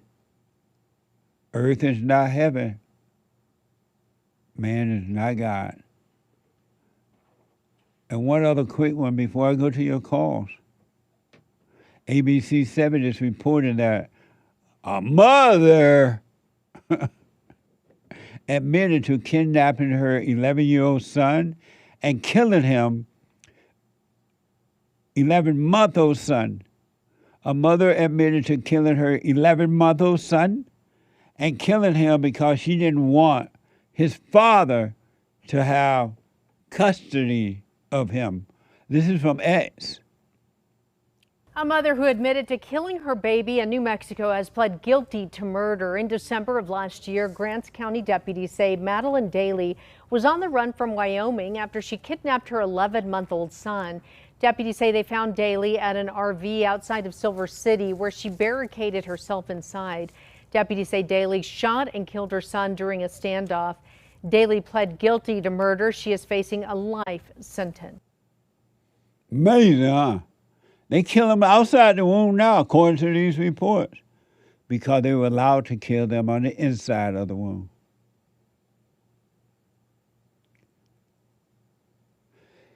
(888) 7753773. Let me go to Earl out of Michigan. Earl, you are on the air.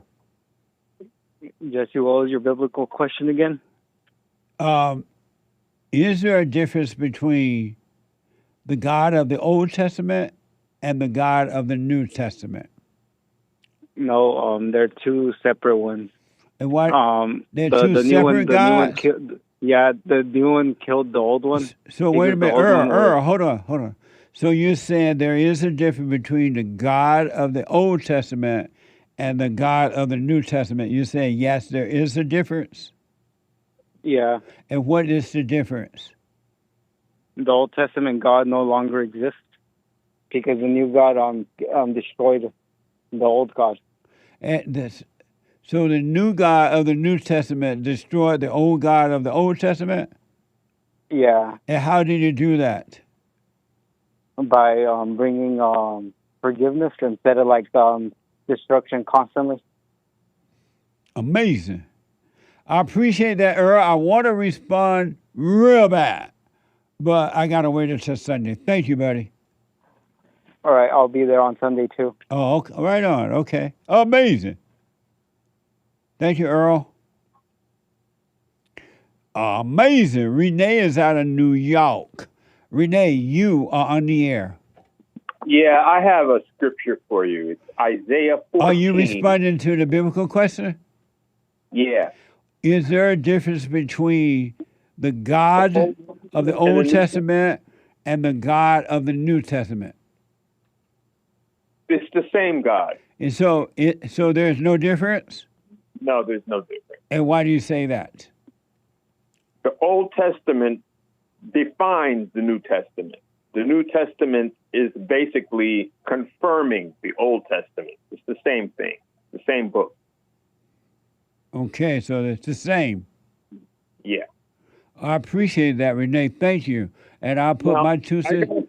Let me ask this, Renee. Why is it that the God of the Old Testament seems so mean, killing people, children, men, women, and the children, burning up places?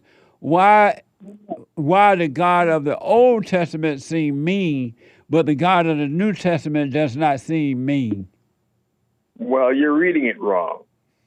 The God of the Old Testament was basically defending his people. By killing them? Sometimes. So the God of the Old Testament killed people to defend his people? Remember Sodom and Gomorrah? Yes. Well, that's what's going to happen here. And so the people of Sodom and Gomorrah were not created by God? They were created by God. Remember Noah's But they were flood? not his people? Remember the flood? He destroyed everything. That's why I'm trying to understand why the God of the Old Testament is so mean. Well, he's not being mean. He's God. He can do what he wants. But that seems mean to me, to kill people and children and everybody. You want to talk to the manager? Yeah. Yeah, go talk to God. Tell him what to do. Amazing. Thank you, Renee. I'll put my 2 cents in on Sunday. I appreciate it. Yeah, I'll tell you what. You're about to read me a scripture. You still want to read that? Isaiah 14, 1 and 2. Okay.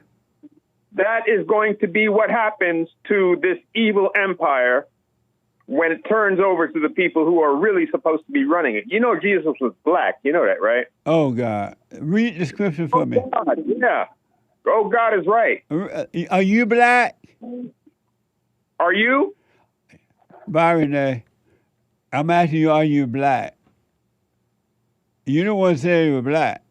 Let me go to Christine, out of New Mexico. Christine, you are on the air. Good morning, Jesse. Was he and black, happy James? last day. Hold on 1 minute. Yeah, no problem. Are you asking if Jesus was black? No, that man that was just calling about, and I asked him, was he black? Oh, he said God was black. It seems like a black response when somebody asks you if you're black and you say, are you? Right. That seems like a black response, but I don't know. Oh, okay. Christine, thank you for calling. You're on the air. Thank you, Jesse, and happy last day of Men's History Month. Thank you. Happy Men's History Month. Amazing. One more day. Nice. So I was calling to answer the biblical question. What's the difference? Oh, is there a difference between the God of the Old Testament and the God of the New Testament? Is there a difference? No, there's not a difference, really. And why you say there is not a difference? Because the Old Testament is about what man interpreted of God. And this is just me, from what I'm understanding. Right. And in the New Testament, it's the revelation. It's the truth revealed to us about what God really is. So the only difference is us. So why God never changes. Why is God so mean in the Old Testament, killing people and carrying on like that? Because people were thinking that the God with the little g was God back then. And people are realizing that's not the real God. So people kept paying attention to that instead of paying attention to actual God. And that's why he killed him? Helped see it. That's why he killed him? God didn't really kill anybody. It's just people were interpreting things.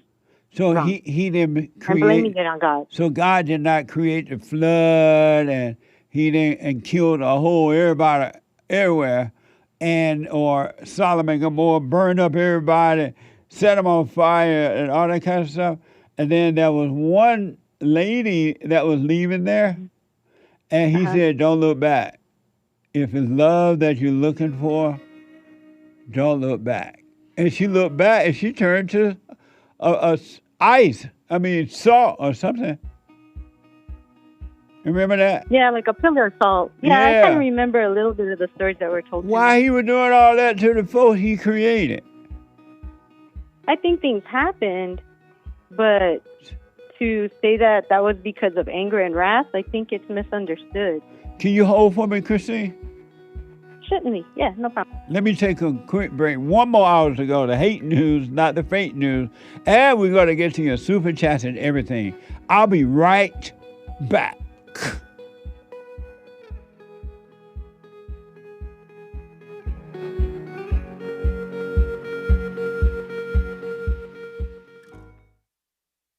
I have books that are amazing.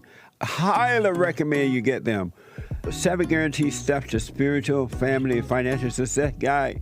Even if you're not starting a business, but you have a job, or you're on welfare, it can help you if you do. Be doers of the word, all right?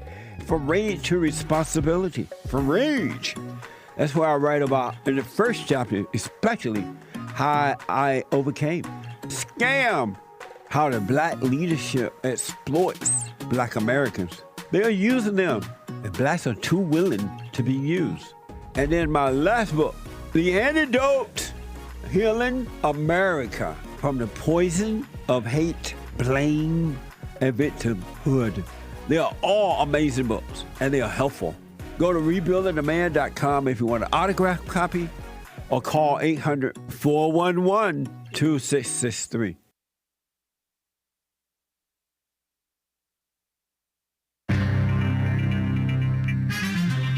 There's a whole lot of mess going on in this here world. Am I right or am I right? This is the end of hour 2 of Bible, the J.C. Lee Peterson Show. It is Monday, not Bible. day necessarily, but there is a biblical question, and it is interesting. Shout out to the callers. JLP will be right back to your calls. We'll get to your super chats as well, and more great stories. It is Hague News, not fake news. The lines are full, all right? So if you call in, young or old, you will get a busy signal at the moment, all right? I believe you'll get a busy signal.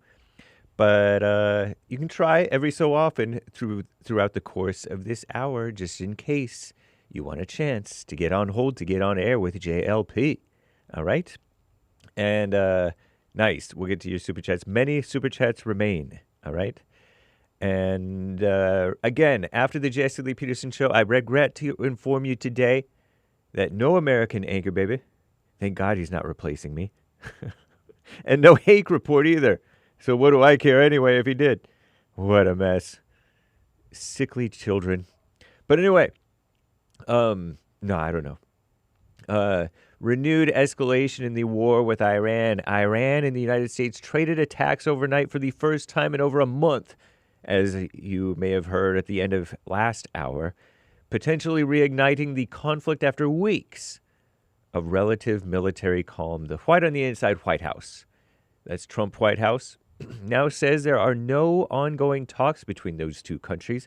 U.S. Central Command, according to Commie Nonsense Network CNN, said they struck Iranian rocket launchers on Sunday after observing forces preparing to fire rockets carrying mines into the Strait of Hormuz, the critical shipping route route, if you prefer, at the center of regional tensions.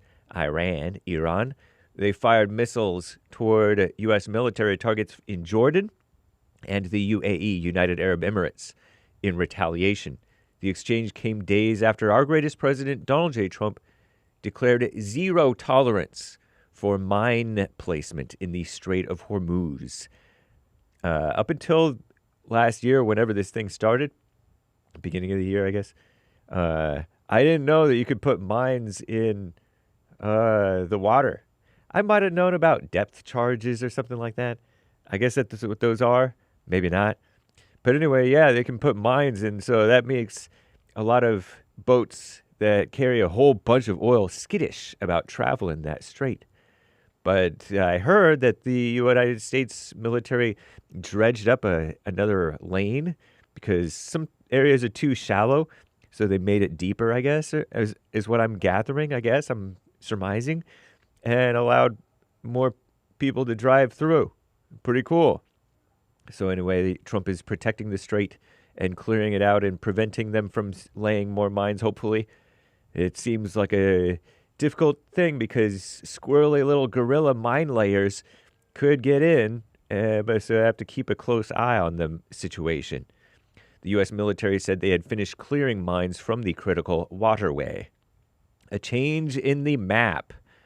Search for Lake Ontario on Google Maps in the United States. You will now find a different name, Lake America. It wasn't just trolling. It wasn't just joking around. It was really Lake America in America. If you're in Canada, you'll still see it named as Lake Ontario. And it made me so curious that I actually went to the map, Google Maps, to look at those different lakes, because I might have learned the names of those lakes back in elementary school, but I don't remember. I was like, why learn geography? What if we go to a different planet? Or what if the world changes? I did learn about tectonic plates, and people change the names of places, so why learn it? But alas, I should have been learning it. I should have been paying attention. I listened to those thoughts even as a child. What a mess, huh? So now I know that some of the names of those lakes better. I've heard of Superior. I've heard of Michigan. I'd heard of even Huron. And Ontario, of course. And I think there's like another one. I forget. Oh, yeah. Erie. Lake Erie. Cool name. Very cool name. Anyway, so it took place over the weekend. Trump signed that executive order Thursday. Gulf of America as well. I'm James Hake. Now back to JLP. Hour 3.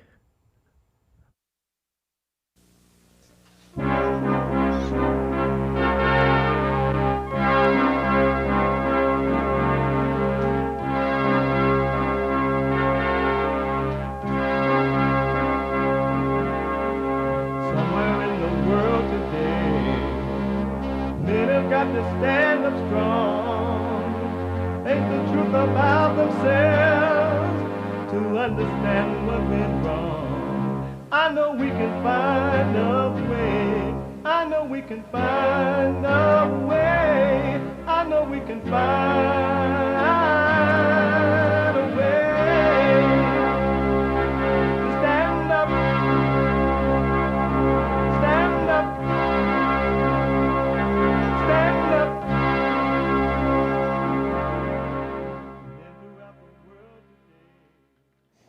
You didn't study the lates.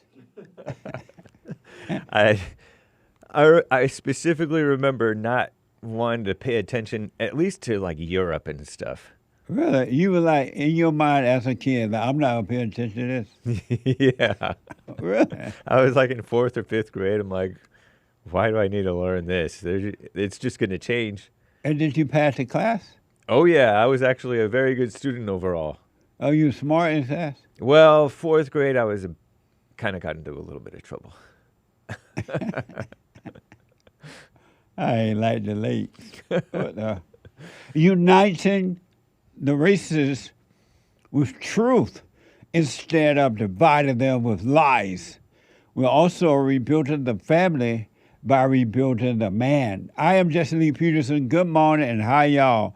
You can get involved by calling 888-775-3773, 888-77-JESSE.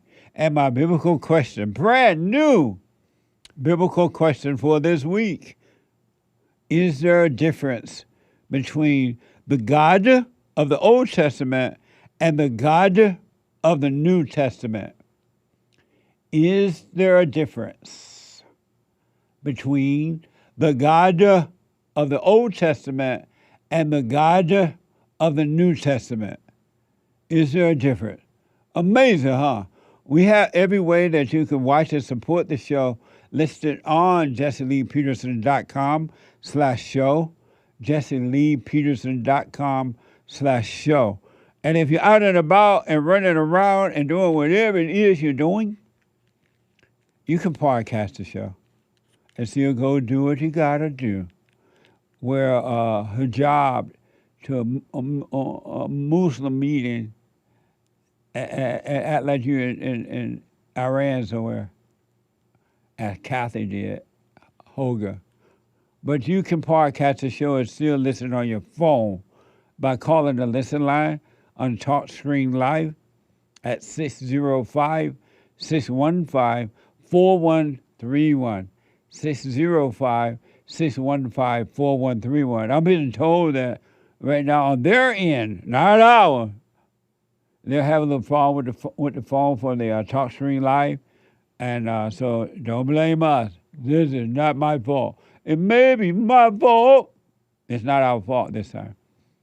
And to donate and have your comments read out loud, go buy me a coffee.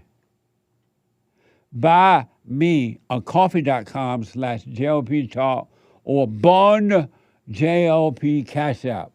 Bond JLP Cash App. It is Monday, and every Monday is Female Monday. Donald J. Trump is now President of the United States.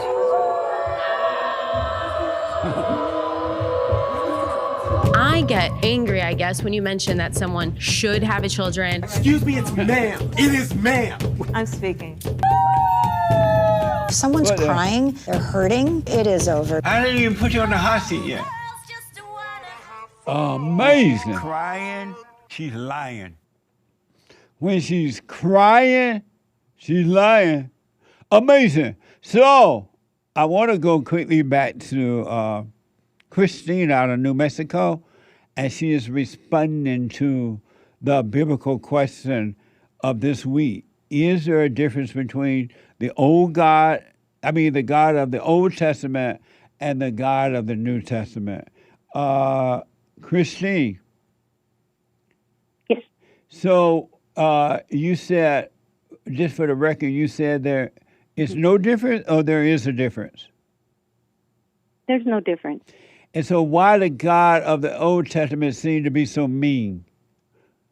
He that's how he brought rain according to the Bible, and he wiped out everybody except Noah and his little family. And then he burned down Sodom and Gomorrah, and according to the Bible, set the children, the men and women and children on fire. And then there was a lady, I believe it was a woman, who tried to get away from there. And he's like, don't look back.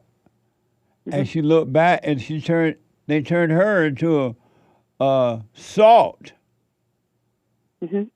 And why the God of the Old Testament seemed mean, but not the God of the New Testament? He turned into a pillar of salt, yeah. Well, I guess back in the day, that's how they interpreted God to be, because they weren't following the laws. It's like you said, like his laws are simple, but not following them, there is obviously consequence. So it's just they weren't following the law, and when consequence came, instead of them seeing like, oh, look what we've done, we were wrong about how we did things, and now we're paying for it, they just blamed him, like, oh, he's just mean, so we can't do this because he's going to be mean. It's like when you blame your dad for like spanking you for not doing what he says, and then you're like, he's mean, he beats me. But that's not true. It's not the truth of the situation. So you're saying that the God of the Old Testament did that because the people wouldn't obey him? Yes, they weren't following the laws that were set. Oh, okay. I mean, we see it this day today as well. Things are happening because people aren't following those laws and rules and commandments to follow so that we can live peacefully and in harmony. Interesting. Very interesting. Wow. Well, it seems like the biblical times haven't really changed much for those who haven't gotten it. So is he going to come back and burn the world down? I don't know. Oh. I've just seen what's been done already, like, since the internet and social media, we can see things that happen around the world much faster than back in the days where you had to wait for a word to spread and finally get to you. We already see hurricanes and earthquakes and all this stuff, and people are like, we're at the end times. It's no different from what they did back then, too. Yeah. Well, I want to respond, Christine, but you made me think about some stuff. I got to wait until Sunday. I do appreciate your response to the biblical question. I appreciate you bringing up that question. I really do enjoy your questions a lot, really. Well, right on. And I put them out there because I noticed I question myself all the time and things like this, and it helps me to question. Whereas before, we were taught, no, you can't question God. And if you don't question, you're not going to get the answer. So stay with it, stay with it, stay with it. Thank you, Jesse. I will, definitely. Like I said, I feel the difference every day, and God shows more to me every day. And I appreciate when the one time during church when you had said that all you ask God is like for more light. Yes. And I started doing that too, and just like give me more truth, even about myself. Like if I have to take the pain, I love truth more than the pain, so just give me the truth. And every day, like I'm seeing more and more. I love the light, and the more light I get, the more I want, and so I ask for that. And you're right. If you ask for it, you will receive it. That's amazing. Exactly. Right on, Christine. You stay with it, stay with it, stay with it. And if you lose the world and everybody around you, that's fine. They don't love you anyway. Yeah, but I'll still love them. That's right. Absolutely. Amazing. Thank you, Christine. I appreciate it. Thank you, Jesse. And y'all have a wonderful week. We will. You too now. Amazing. Ross, you got to go to Ross, is out of New Jersey. Ross, you are on the air. Hi, Jesse. How are you? All is well, Ross. I was calling in today because I see the old God as the Son. Oh, okay. You responded to the biblical question. Is there a difference between the God of the Old Testament and the God of the New Testament? God of the Old Testament would be the sun when the earth was frozen and it had to start melting the earth so that it could create a habitat for humans, animals, and trees to live on. Then when water was able and available, the second God that the moon controls, we became under the influence of the tides of the ocean because they're always going up and down. So let me ask you first. Let me ask first. Are you saying there is a difference between the God of the Old Testament and the God of the New one? Yes. And so the God of the what's the God of the Old Testament is what? The sun, because it melted. You mean like the sun in the sky? Yeah. Okay. It's just a word play that people use so that they can manipulate their conversation. So when you say sun, you are talking about S-U-N, not S-O-N. Sun can be interpreted when the water came, when Noah brought the water to wash the sin away off of the earth. That's when the water came, the holy water came into play, and people crossed the seas to go to the new land. But, Rod, just for conversation's sake, you are talking about S-U-N, right? Yes. Okay, go ahead. So when we take the sun out of the sky and use the sun to melt the ice and we get more fresh water so we can grow more trees and more everything, that was used to get rid of the sin. That's why Noah brought the water. He brought the water to wash the sin free. And the longer we continue to dig looking for sin and finding sin in the ground, we're going to continue to use it and abuse it in a state that's going to make us weak. Because the stronger the water gets, you remember it wiped out the whole world at one time, but the stronger the water gets, the more it comes after us because it doesn't want to get burned up in the sun. What? And then, and the God of the New Testament is what to you? The moon. The moon? The moon. Is the earth flat or round? I would say it's more like a bowl, more like it's got an upside and a downside, and you have to learn how to live on both sides so that you can manipulate it or control it. But a bowl is round. It's got a bottom and it's got a top. If you go to the GPSs, you'll see how the Earth is 180 degrees negative and 180 degrees positive. I think human beings are more like batteries where you take in negative signal and you reply with a negative signal, where you are trying to always fill that negative up. Or you're a positive person that's always giving out positive information to a person that can't get filled up. Right, where did you get this information from that the God of the Old Testament is S-U-N, and the God of the New Testament is Moon, M-O-O-N. Where did you get that from? I got that from nature. Oh, amazing! By looking up in the sky at night and realizing what I did that day while I worked with God the Sun. It gave me my shadow to work with me, and then at night my shadow disappears. It becomes a reflection of the sun. So I talk to my reflection in the moon so that I can get my dreams the next day because I'll be back working with God again in the sun. Amazing. Ross, thank you so much. I got to run, but thank you. I appreciate it. And I'll put my 2 cents in on Sunday. Very interesting. Thank you. All right. Thank you, Ross. Amazing. Let me go to Kevin out of New York. Let's see here. Blah, blah, blah, blah. Kevin, you are on the air. Hey, Jose, thank you for taking my call. Yes, sir. It's so interesting to hear everybody's answer to the biblical question, but that's basically what I called in to do as well. Throw in my 2 cents. And there is a difference between the God of the Old Testament and the God of the New Testament. Is there a difference? My answer is yes, there is a difference. And what's the difference? The difference is that the God of the Old Testament is the adversary of mankind. Of the Old Testament?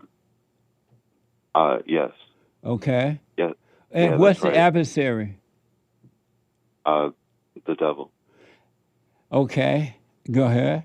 The reason why I say that is because going back to the very beginning to the disobedience of Adam and Eve, I think that people really have got to understand what had happened at that very beginning, because I think you even say it in your own way that from that disobedience, the order was messed up. And it seemed like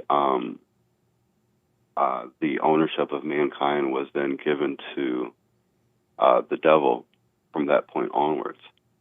And so are you saying it was the devil that flooded the earth, according to the Bible, flooded the earth, and over there in another part of the world, Sodom and Gomorrah, killed men, women, and children? That was the devil doing that? Yes, that's right. And not God? That's right, yes. And were the people calling Satan God from the Old Testament? Well, that depends on who we're talking about here, because all those people that are talked about in the Old Testament, there was a distinction made in the Old Testament that those very people who we're talking about in those texts, that there was a God, there's the God of Abraham, Jacob, and Isaac, while everybody else was under subjection over the God of to the God of this world. And that's why much later on that was why it was necessary for Jesus to come here, because that order was all messed up, because God needed somebody to endure perfectly in the flesh to show us the way out. And so what is so you told me about the God of the old. What was the God of the new? How was he different than the God of the old Bible, Old Testament? It was just different because that's where the change had happened, where Jesus came and he showed us the way out. It was just the true God, the God of the New Testament, showing us the way through his Son. So you're saying, if I'm hearing you correctly, I'm black and slow, so I may be wrong. You're saying the Old Testament God was Satan, and you're saying, like you're saying the New Testament God was Jesus? Yes, that's right. But I also have to make it clear that everyone from Jesus all the way back to Adam and Eve, well, it doesn't matter who you're talking about in between those two timelines, because the Old Testament was talking about that genealogy all the way from Jesus back to Adam and Eve. And those people exclusively had the favor of God the Father in heaven, the real God, whereas everyone else was under subjection to the God of this world, the devil. And that's why there was the flood and all of that other stuff. Because of time here, where did you get this information that the God of the Old Testament was Satan and the God of the New Testament was Jesus? Where did you get that from? Well, let me be clear. I wouldn't even say that the God of the New... That sounds like a politician. Let me be clear. It does sound like that. I'm sorry. Why they're lying? I'm not even saying that the God of the New Testament is Jesus, because the God of the New Testament is the Father in heaven. But I'm just saying that it's a perspective thing. Oh, so you didn't get that from anywhere, that the God of the Old Testament was Satan? No, I didn't really get that from nowhere, no. It's just the understanding that I have that everyone from Adam and Eve down to Jesus still had that favor of the real God, which is God the Father in heaven. But everybody else was subjected to the God of this world. Amazing. who, Come back to your phone. yeah, that's all I'm saying. It's because it follows logically because the real God wouldn't flood the world and seek to kill human beings and be so mean like you've been asking everybody. You know what I mean? Amazing. Your phone went muffled for some reason. But I got the point, and I'll put my little 2 cents on Sunday. Thank you. Oh, thank you, Jesse. Have a good one, everyone. All right, you too, man. Amazing. 888-7753-773. Football ain't football no more. Grandpa, tell me about the good old days. Football gone crazy or gone wild.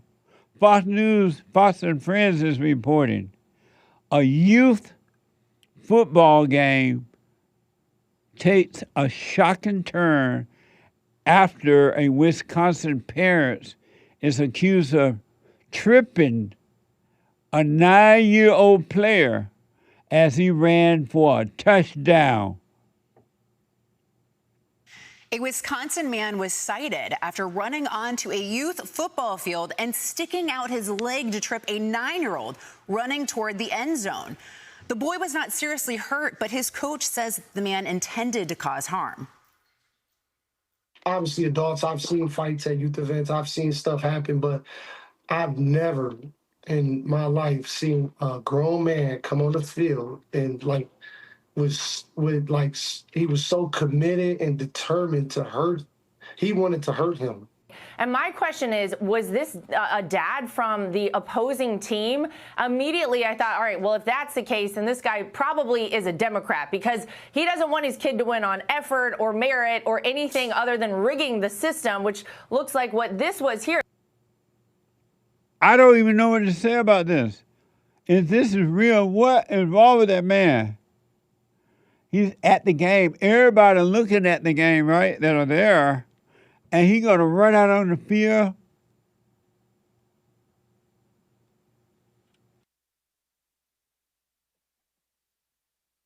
What the?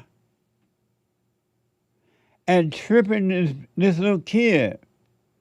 What do you think was going to happen after that? Is this real? What the? What caused him to do it? What did the kid do wrong in the mind of this man that would cause him to run out on the field and do that? It's just football.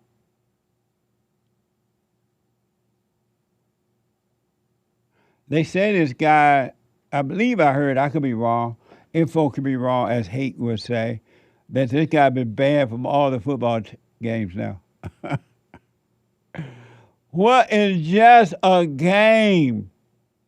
What caused him to do that, if this is true? Earth is not heaven, and man is not God.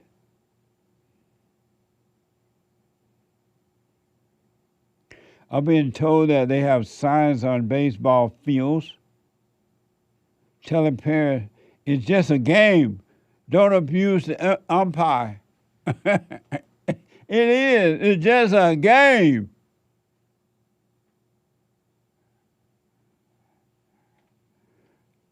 Amazing. He said he seen no signs attached to the fences.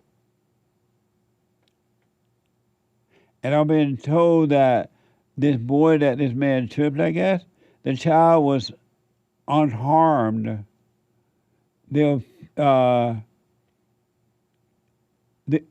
The offended parents were banned by his team. That's from Grok.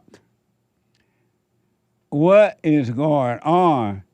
And why would a female, if this is true, pour hot wax on her daughter's hand? NBC News Miami is reporting. A Miami-Dade woman is facing charges after authorities said she poured hot wax on her daughter's hand before setting her kitchen on fire. NBC Miami. This is the Instagram video directly cited in the police report, which says this happened Sunday. A lit up candle, wax dripping on her chest, followed by seductive dancing in the kitchen, including lifting her dress.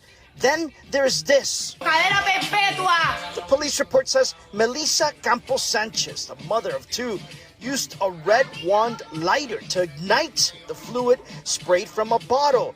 You can see the flame right on the kitchen floor. She's then seen throwing a glass coffee mug into the flames. Deputies say both her little girls were watching it all inside their Southwest Miami-Dade home. And there's a second piece of video cited in the police report as well. This one is even more disturbing. On Instagram, Campos Sanchez is seen pouring wax on her youngest daughter. The girls, police say, are 3 and 6 years old.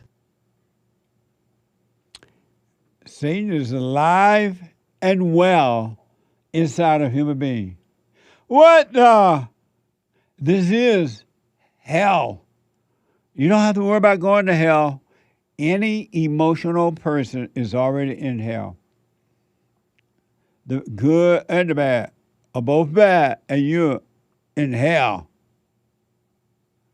NBC News Miami is saying that the authorities and investigators have not stated a single explicit motive for the Miami-Dade mother actions, but reports point to several marital stress and acute mental health struggles.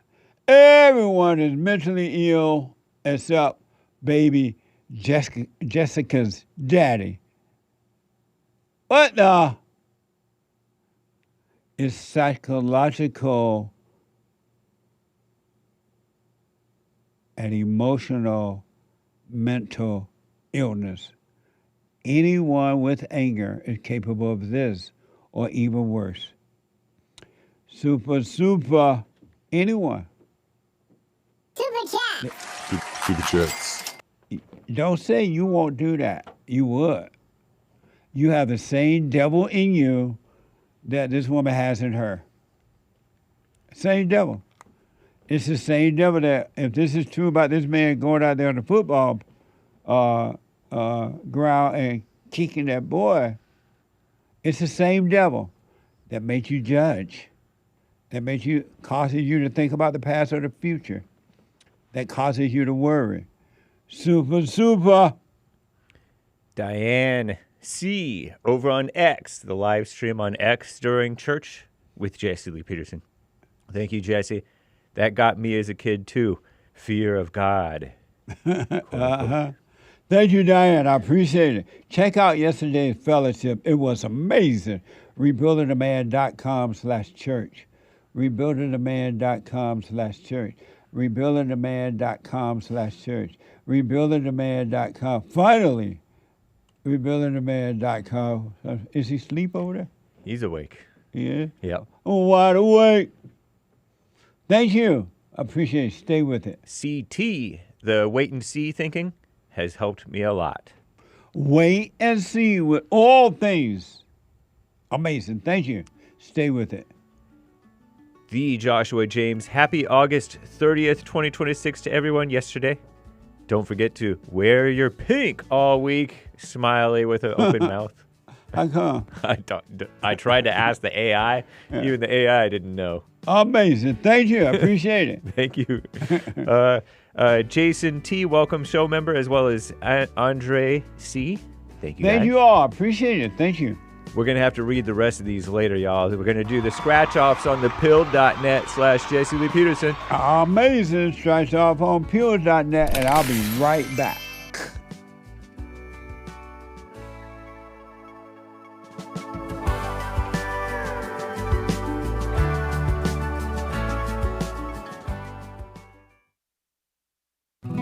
You know, I'm 32 years old now, and I've been clinically depressed since I was 17 years old, and ever since I started listening to you a couple of months ago, bro, I don't even need to hear the word depression. I don't even care about that because that's not anything that I identify with anymore. Nice. I'm 100% cured. I'm 100% better because I've been listening to the Jesse Lee Peterson show, and I can't even begin to tell you how much I appreciate you. And I just can't even, begin to tell you how much I really appreciate the things that you're doing for young men. Young men need to hear this, and young men need to know this message that you're delivering because it's important.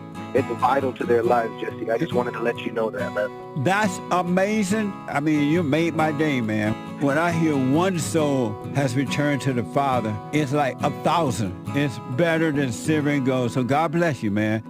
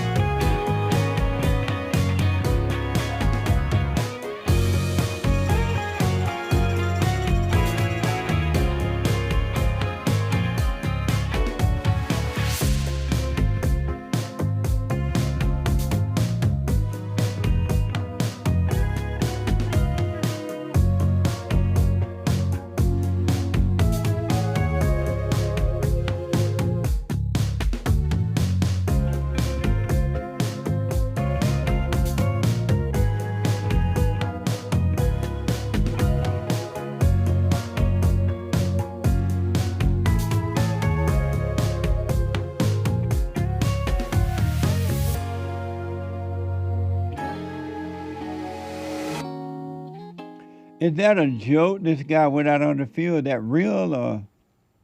I'm thinking that it's real. I can relate to him. So, you know, you ever been mad at a kid who's just being bad? That kid may have been like gloating or doing something. I noticed they didn't say what the kid did. Right. Because I doubt that this would have been totally unprovoked. Was it his kid? No, of course not. Oh, it was his, probably the opposing team. Not even a kid that he really necessarily knows. But let's say, we don't know, all right, just for conversation purposes. Let's say the kid kicked his kid before taking off. Uh-huh. That doesn't mean the father go out on the field and kick the kid. I know that, but I'm just saying that, what was your question? What made him go on the field like that? Probably, I imagine he took personal offense at that kid for some reason and got ticked and wanted to trip him. So he's like, let me go out here and let the whole world see me beating up a kid. But that's not beating up, that's tripping. Tripping a kid is usually, I disagree slightly with the guy who said he intended to harm the kid. When you trip somebody, you know that the harm it's a little bit of harm, but it's limited harm. Especially for a kid. 9-year-olds are durable, especially athletic ones. Amazing. Well, I don't know if he wanted to harm him or not, but that's the darndest thing I ever seen. Yeah. That was interesting. It was like a young black man, or at most middle-aged. He definitely athletic black young man. He was dressed like the team that he was kicking. Oh, because he was from Not funny. Was he from that team? I'm sure he was from the opposing team. I have to assume. According to Grok, he said he acted on impulse after getting upset about how the game was going for his own child, a Grok. He got upset because the game wasn't going right for his own child. According to Grok, on body cam, he said there were some bigger kids than my kid. Oh. And if I tell him to have a little kid, that may be his fault. Well, I could see some parents and coaches pulling shenanigans with older kids or bigger kids than they were supposed to have in the league, possibly. So I don't know. I just got a text from my friend who asked me about what good is it being a father. Mm-hmm. He said, I enjoyed the church discussion about being a father yesterday. So he saw it. Right on. I hope you got your answer, buddy. Amazing. Oh, cool. The one who texted you about this question. Yeah. The one that texted me about it heard the church service about it. He's like, what's the best thing about being a father? And you're like, I don't know. What's good about being a father? I really don't know. You don't know? He's like, was it that bad?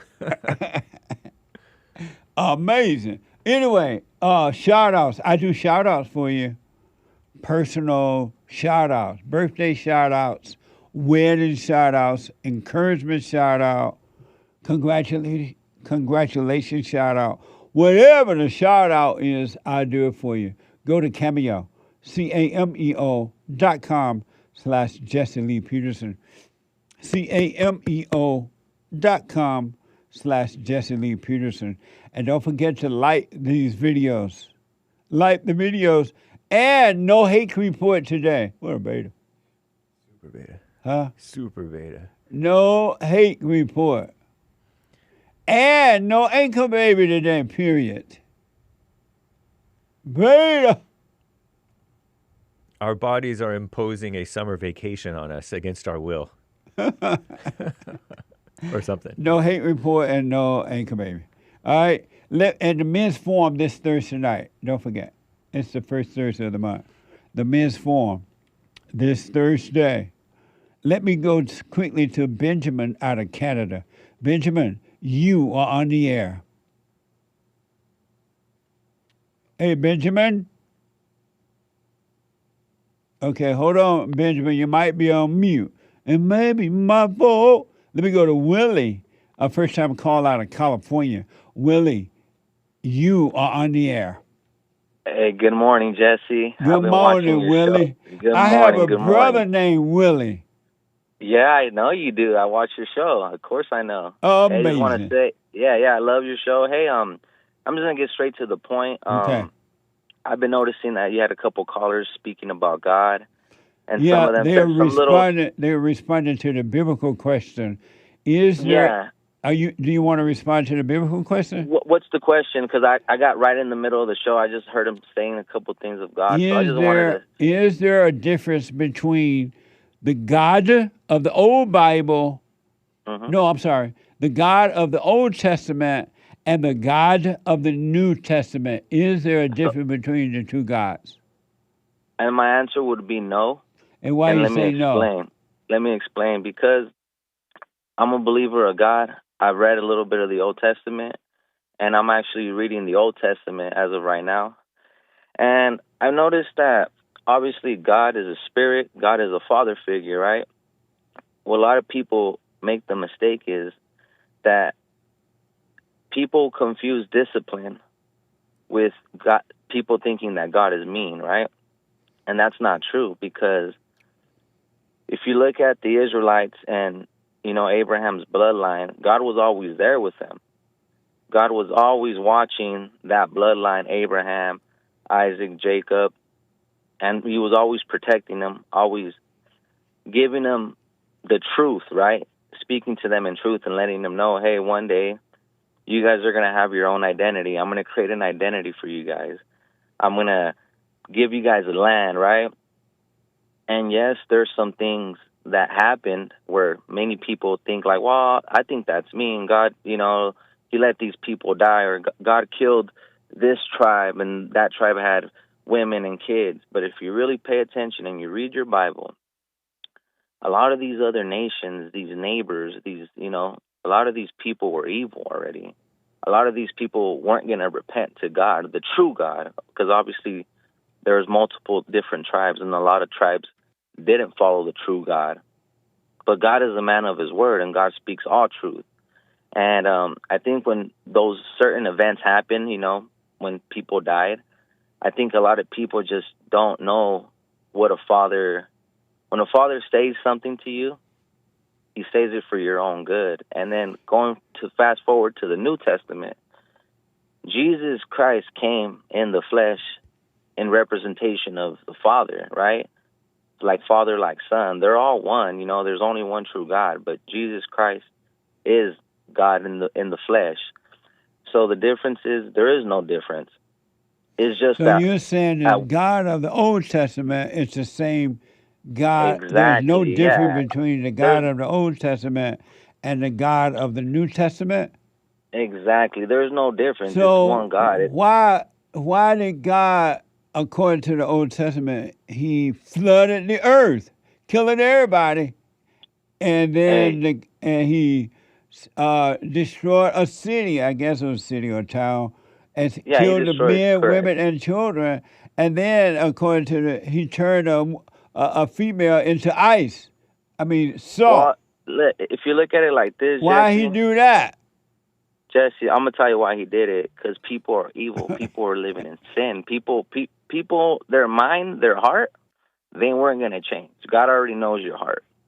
He knew that these people that were surrounded, let's say back to the flood, when Noah was, serving God and his family was serving God, everyone else outside of that covenant that God had with Noah, everybody else was already twisted. Like their mind was twisted.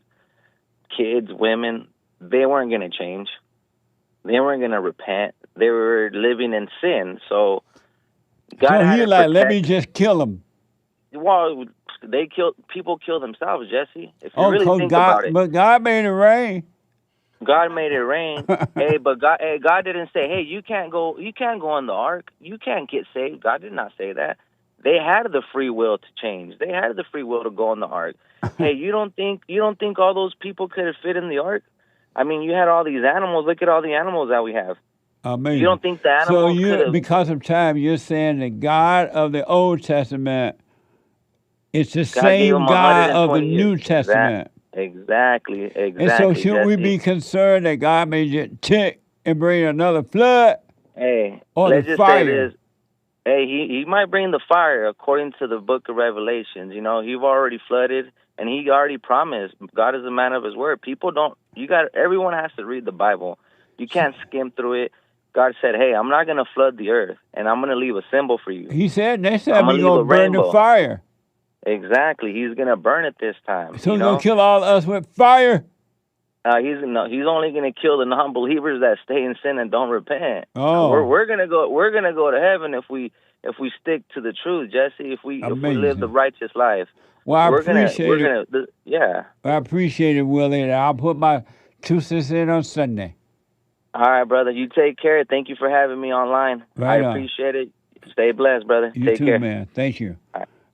Ashley is out of California. Ashley, you are on the air. Good morning, Jesse. Hey, Ashley. It's good to hear your voice. Yes, sir. It's Thank been a you. while. Amazing. I wanted to answer the big one question. Is there a difference between the God of the Old Testament and the God of the New Testament?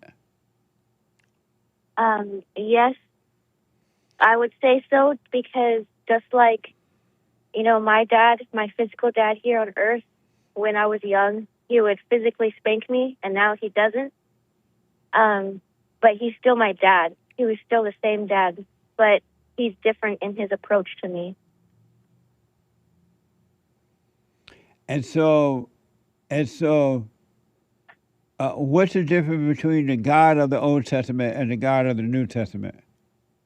The God of the Old Testament is one that taught us, like, through very physical, plain things where, for, like, atonement for our sins, we'd have to sacrifice a physical lamb or physical, sacrifice, stuff like that. And now everything is spiritual, like in the previous conversation when you guys were talking about, is he going to bring down fire?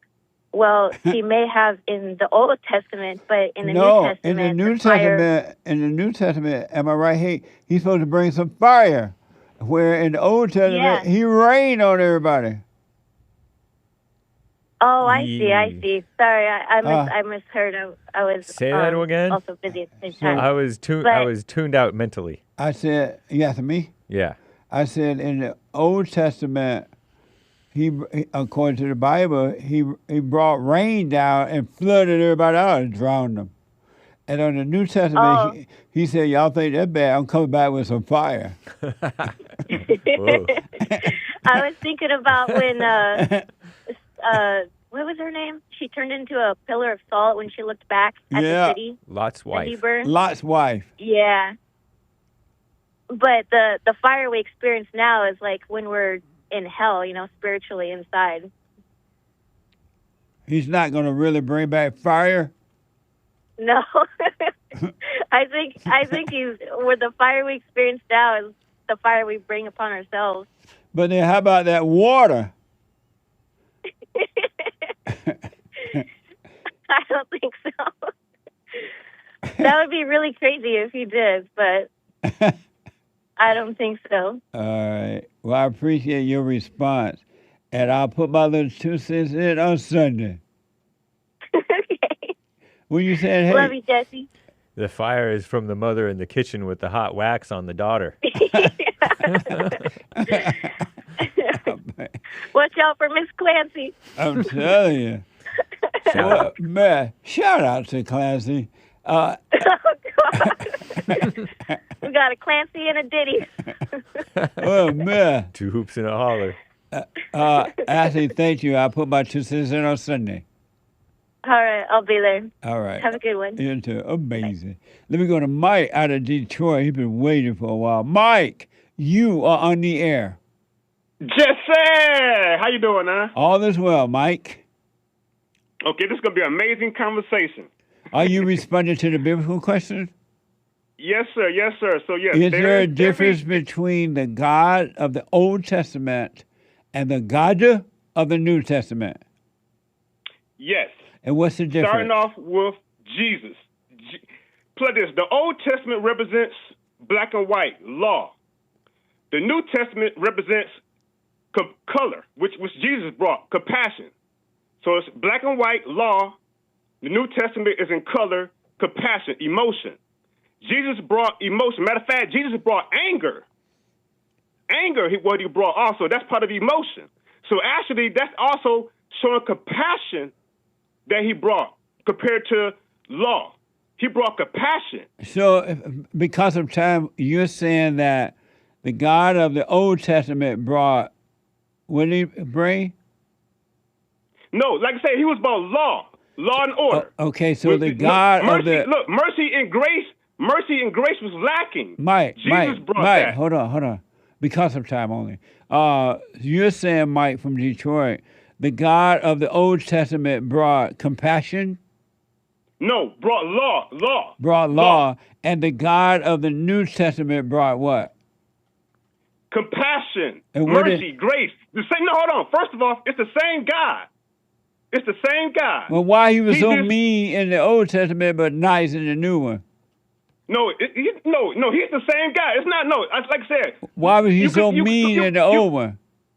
That's not mean. That's law. That's lack of mercy. But how's that mercy to drown the whole country? That's a lack of mercy. How's that mercy? The Old Testament represents a lack of mercy. So when he turned that woman into a pillar of salt, that was mercy? No, that was from the Old Testament, right? Right. That's a lack of mercy. That's without Jesus. So God had lack of mercy in the Old Testament? Yes, because there's no Jesus. So God had no mercy?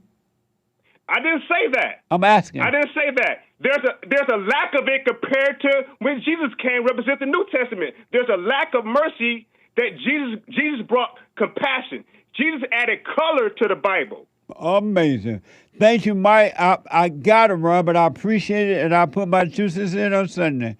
Mercy, mercy, Lord, mercy. Super. Thank you, Mike. Super chats. Over on YouTube, Carver on Punchy TV a couple of weeks back says, trade them Taiwan to erase the trade deficit. Amazing. Thank you.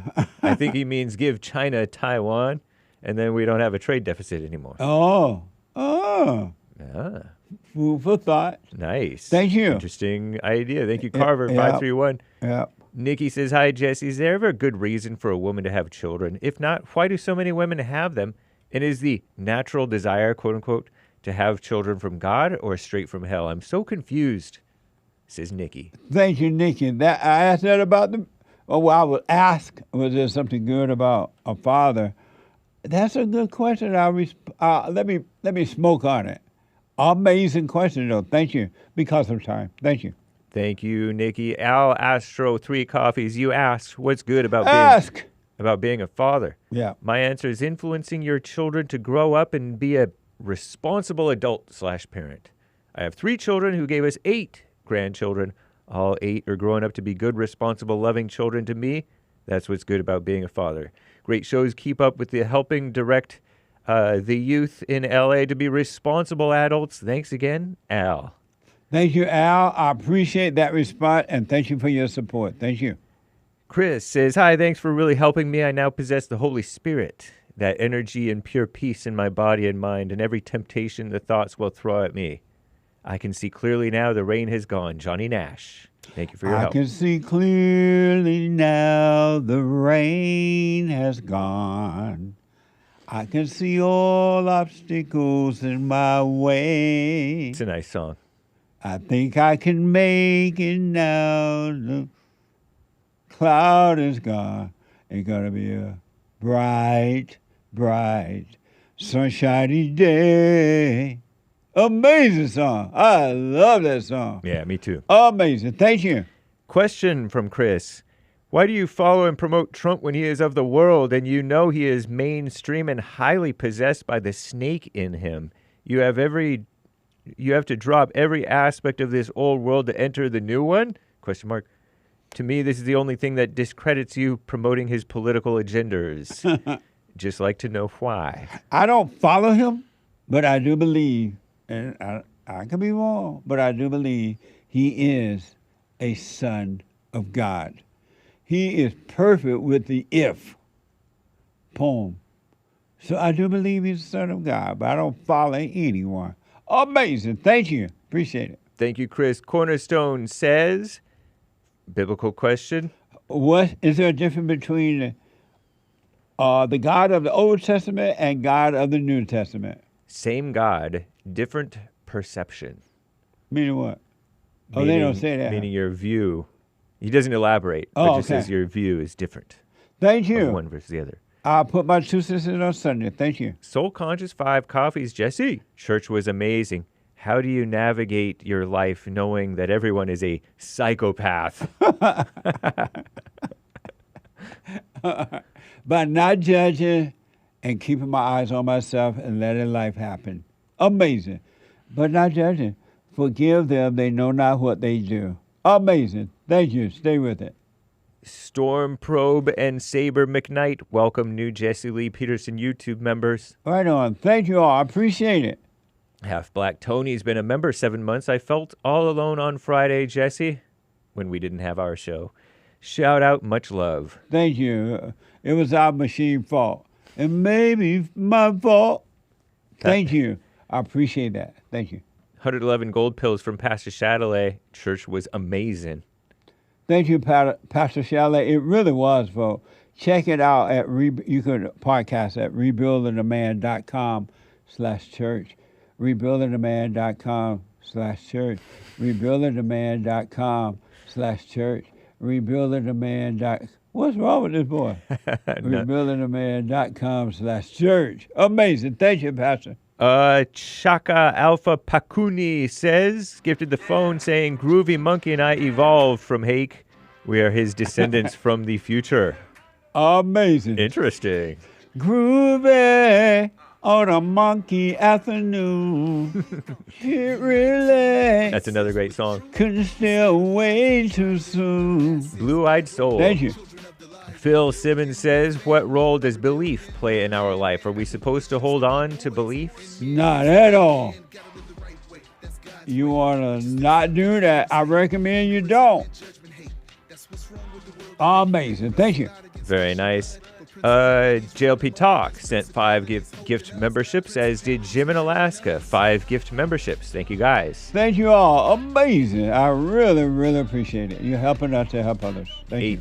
80 HD 777. Absolutely 100% true. Thoughts, feelings, and emotions is hell. They definitely get in the way of serving and obeying God, in my opinion. It's really, really evil that human beings have been taught that thoughts and feelings are normal. It's not for anger. Thoughts and feelings are not normal.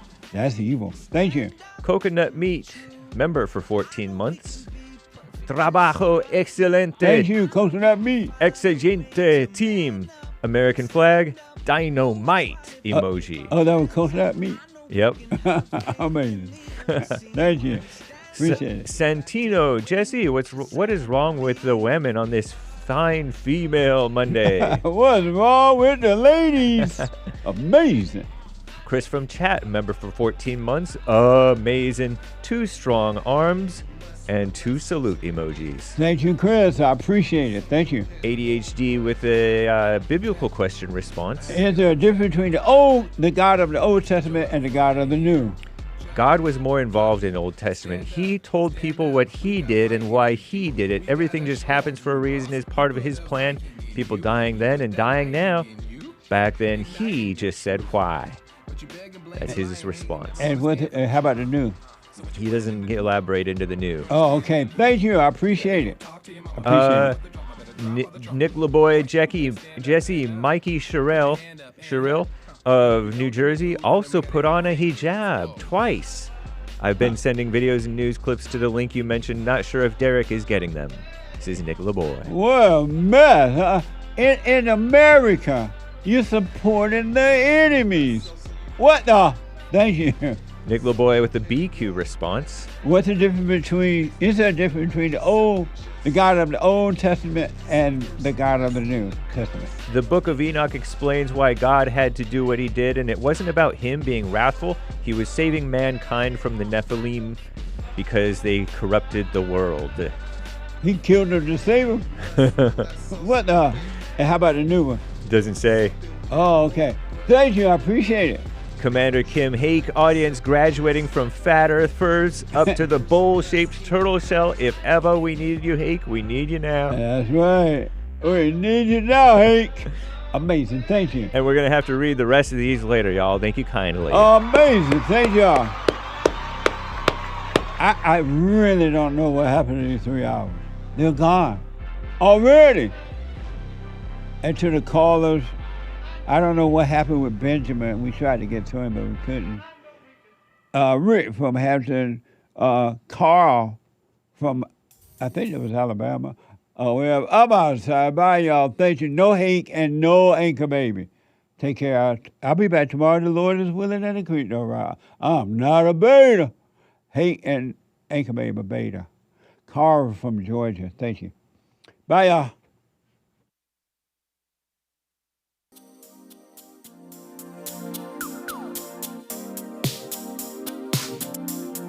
The views, information, thoughts, and opinions expressed during this show are the individual's own and do not represent the views, thoughts, and opinions of the JLP Network or Bond. Their appearance on the program does not imply an endorsement of them or any entity they represent.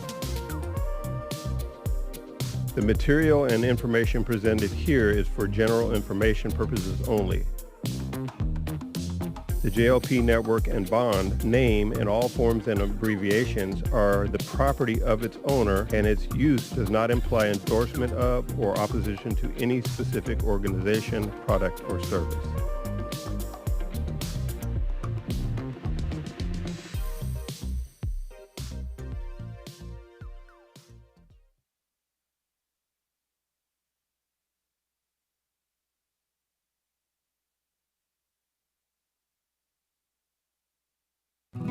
You know, I'm 32 years old now, and I've been clinically depressed since I was 17 years old, and ever since I started listening to you a couple of months ago, bro, I don't even need to hear the word depression. I don't even care about that because that's not anything that I identify with anymore. Nice. I'm 100% cured. I'm 100% better because I've been listening to the Jesse Lee Peterson show, and I can't even begin to tell you how much I appreciate you. And I just can't even, begin to tell you how much I really appreciate the things that you're doing for young men. Young men need to hear this, and young men need to know this message that you're delivering because it's important. It's vital to their lives, Jesse. I just wanted to let you know that, man. That's amazing. I mean, you made my day, man. When I hear one soul has returned to the Father, it's like 1,000. It's better than silver and gold. So God bless you, man.